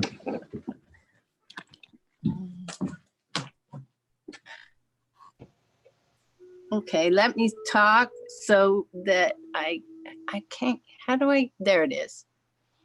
Oh, wow. This one, I'm guilty of buying at a rock shop. That's beautiful. It's mica. The pretty part is mica and the other part is green. I always forget the names. I stink at names. But, you know, these combinations, like she said on her Adrienne's talk, these combinations, like I had one of the things she said on her talk. A populite, which one? Yeah, I had a populite. I have I got them at a club show, a little club show. I had the apophyllite, and it has another mineral. The little bubbles on it are another mineral. And this is the female. That was the male, and this is the female. And I didn't know what I was getting. I just loved them. The energy of them. I just loved them. I went crazy.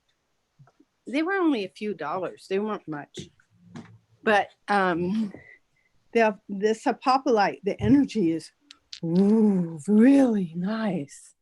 Really That's nice. the angel stone. It's a really good connector. I would if I were you, I'd put it right next to your bed and it would help you sleep at night. Do you realize For what I dream need to put state. next to? You guys started out with the rose quartz about it being close to you. And I went and got a huge rose quartz next to my bed. Now, before I came online, because I was listening to you guys, there's no more room next to my. You know, Adrienne was talking about that apophyllite being very good for the crown chakra. Yeah. Yeah, but I have the rose quartz in here right now. Mhm. Yeah. Because you guys are talking about the rose quartz. know. I put it. So you got to wear headbands like me now. Yeah, I have so many stones on your side of your bed. You start pushing them underneath, or on the side of your bed. You start pushing them underneath your bed, and then when someone looks underneath your bed, clean out underneath there. What are all those rocks for? Right? I What don't are you think doing all the that? headband will hold it. I don't think the headband will hold it. No one's gonna ask for me today. Can anyone tell That me might what be this the is? cause of my headaches. That tiger's eye? I'm not sure. It's black Yes? and white. Oh, okay. Oh, zebra. Isn't that a zebra stone, Desiree? Where'd you find it? Out in my woods. I've got It a might couple be of a different. hag stone. It might be a hag stone, which is a really lucky stone. Okay. So I have would this. totally. This is kind of pink. I just find them. I think they're cool because mostly it's sandstone out here, and I find all these cool stuff. And this one's just kind of like a brownish black, just all brownish black. That one looks like bone. Petrified bone, big giant toe. Not that could be true because I'm not too far from the petrified forest. Well, then it could be. I mean, it could be. I have a Big rose toe quartz laying in your foot. yard, yeah. I have a big rose quartz foot like that big the neighbor gave me. He was cleaning out a yard, working at a house. He brought me a gigantic foot. It's not polished or anything. It's just a gigantic foot. That's cool. Yeah. So I went around this whole area and I collected just buckets and buckets loads. And around the cabin that I've built, instead of putting wood or metal skirting, I use sandstone rock mixed with a little mud and concrete. And then these are, and different sizes, different colors are all put around that whole outside perimeter of the house in the walls. So if this is luck, that's pretty cool that it's in my house. I like that. Yeah, it's a witch's stone. It's like a hag stone. So, and if you ever find like a stone and it has like a hole in the middle of it, it also means it's a gateway to the fairy realms. So, and you can put your eye right through it and just don't step in a circle of the the mushroom. So. Don't be surprised. I mean, you could, but you know. James, don't be surprised when those keep showing up. You're drawing them to you now. Can somebody? Yeah, there was actually one where my landlord lived. Yeah, where my landlord. I got it online and it didn't ever tell me exactly what it is, but it's amethyst, dogtooth amethyst. It's half white and half gray. Can you see it? I mean, it's hard. It looks like amethyst. Gray. It looks like purple. Well, I mean, yeah, but amethyst has gray in it. It's what? Amethyst. I vote amethyst. I do too. Yeah. It might be dogtooth amethyst. Isn't that interesting that I drew amethyst and this is the one that's like talking to me tonight? Wow. Could be part of that foot. But I mean, it's like it's half black and half white. It's part of what, Greg? Yeah, with the light. I was kidding. I was saying part of that. No, go ahead. I want to hear it. What'd you say? Part of what? I was just joking. Could have been part of that foot that we were talking about earlier. The rose quartz foot. Oh yeah, okay, yeah, right. Well, who knows, man? I just know it. I thought it was interesting that I've never seen one like this. It's half white, like it's rose crystal or opal, and then it's half. It's metallic. Dave, it's not dark. It's metallic. It's not like, I don't know if you can see it shining, but it's like a half and half crystal. It's half of one thing and half of another. Yeah. I think it's pretty cool. I just don't know what it is, you know? Amethyst is a master stone and it has variations of violet, white, grays, metallics. Well, I really do. I think you guys are right. I mean, this is telling me, yeah, I'm amethyst. Just calm down and listen to me. So yeah, when you get off here, write down right now dogtooth amethyst. Amethyst. Yeah. Dogtooth amethyst, and it comes in different variations. It's just like Chevron amethyst. It comes with those bands. So it might have been part of a bigger stone that was cut down and then turned into a tumble. So yeah, I mean, it's pebble size. Yeah, it's smooth though. So, you know, but I got it online. It was, you know, I was on Amazon and I saw crystals for impasse, because I've just really come to the conclusion, hey, guess what? You know, I know everybody says they're one, but you know, and they didn't send you a card of what it was? Yeah, so you know, tonight, you know, well, you know, I've also come to the conclusion, you know, that there's the light workers that you guys are mostly you're the ones that are sending out love and light, and by your example, you're helping people wake up, you know. I think I'm more of a light warrior because I'm always about truth and fairness and honesty, and you know, no matter how flat you make a pancake, it's got two sides. So I like to look at both sides of everything. So I kind of disrupt people. I know that. I'm sorry, but that's what I do. That's who I am. We all do. Light warrior. We all do. Well, guess what? I want to share. I want to see if I can do a screen share for 1 minute. No. Don't know what I'm doing. No. What about this one? Photos. File zoom to see your screen. Okay. Okay, it's not working. I'm not going to waste you guys' time. I want to figure it out, but it's me sitting in my happy place with like nothing but ocean in front of me all the way to like Japan, and I'm in Quadrant in the Marshall Islands. So anyway, one of these days I'll show it. On YouTube, Jody is saying that it looks like Chevron amethyst. Just throwing that in. I mean, whatever it is, it's definitely talking to me, and you know, I'm glad I tuned in tonight. I don't want to disrupt anymore. So You're not disrupting. Stop it. You're not disrupting. You're sharing. Here's one. I'm gonna grill you on that. Yeah, Here's dog your- tooth and Chevron's the same exact. Dog tooth, basically, it just comes from the same exact area. there's a quiz. I'm just kidding. Just kidding. Test. Here's one for you. Oh, that's This beautiful. Yeah, this is a pretty one. I think he would like this one. Oh, Do you yeah. like this one? Okay. Yeah. I can't even do it right now. Okay. It's pretty.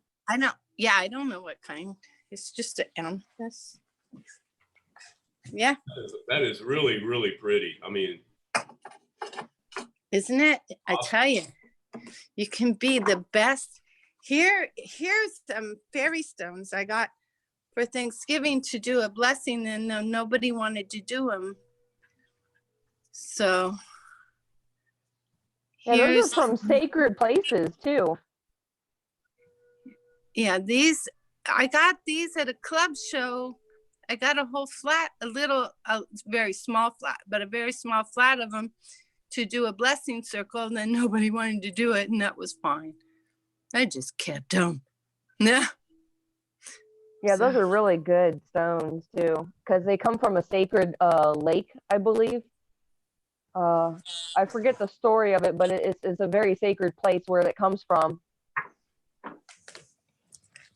Oh, I didn't know. I'd never seen him before. I hadn't seen him before. I just knew that I should take him home. Better me have him than that guy. That guy. that stone guy. Some guy, huh? A stone seller guy. Some stone sellers shouldn't even sell Better stones. than But that. hey. The deal we're having it, yeah. Well, It's family, I amazing think we're going how- to wrap it up tonight. We've been on for 3.5 hours almost. Yes. Well, we had a really good last supper tonight. Yeah. I want to remind everyone to tune in tomorrow at 7 o'clock. I'll have on N5D Live, I'll have Tiffany Kiefer on talking about twin flames and DNA activation. And then on Saturday at 7:30, I'll be talking with Todd Medita from Sology. So check that out. I want to ask you to please consider helping to support this channel through Patreon. Patreon.com/n5d.com. Welcome, Phil, to our new, our latest Patreon family member. So Yay. you can join us there, patreon.com/n5d, or you can consider buying a t-shirt at n5d.net, one of these high vibrational, high energy shirts. And stay tuned. I can't wait to have, I can't wait to have these chakra shirts coming out. What was that, Phil? I ordered 2 shirts, but I didn't see where I could put in my address. So I don't know whether you got that or not. Yeah, I got it. And I sent them out already. Yeah, somehow, whatever. Dang, he's Oh on it. gosh, I hope it's the address you have listed or that you haven't moved anywhere lately. No, it's at 228 East Deer Creek Road. If that's where you sent it to, then I'll get it. I'll tell you in 1 second. He transcended to the pyramids of Giza. Yeah. Yeah, I sent it out. There's his light. Oh, damn! There goes Phil. I sent it out yesterday. Okay. No, Skywalker Road. I didn't see anywhere to put my address. Okay, it begins with 228, right? Yeah. Yeah. Okay. Yep. It went there. It's on its way there. We'll put it that way. So it's on the other side of the United States in Washington. So it may take up to 4 business days, but you should have it soon. Yeah, So, no problem. I just wasn't sure whether them soon. Yeah. you know that I got all the information to you. Yeah, you did actually somehow, some way. It's all right there. It's sent out, and I appreciate that. Thank you for And my Well, t-shirt have a was good the night, everybody. softest, nicest t-shirt ever. Thank you. my pleasure. They're magical. Yes. Magic And soft. Oh, I loved it. And you have incredible dreams if you wear one to sleep. That's what I do every night. Oh, right It's true. on. It's true. It's true. Cool. So, appreciate that. And so, yeah, definitely check that out at in5d.net. And we'll be back on tomorrow night. So if you guys have questions about twin flames or DNA activation, I'll be talking to Tiffany Kiefer about it. So check us out tomorrow at 7 o'clock. So until then, I am Gregg Prescott, sending you all infinite love and light. Much, much, much love. Namaste. Love you all. Namaste, everybody. Namaste. Love you guys. Good night. Namaste. Bye. Sleep sweet. Bye, guys. God bless. Namaste.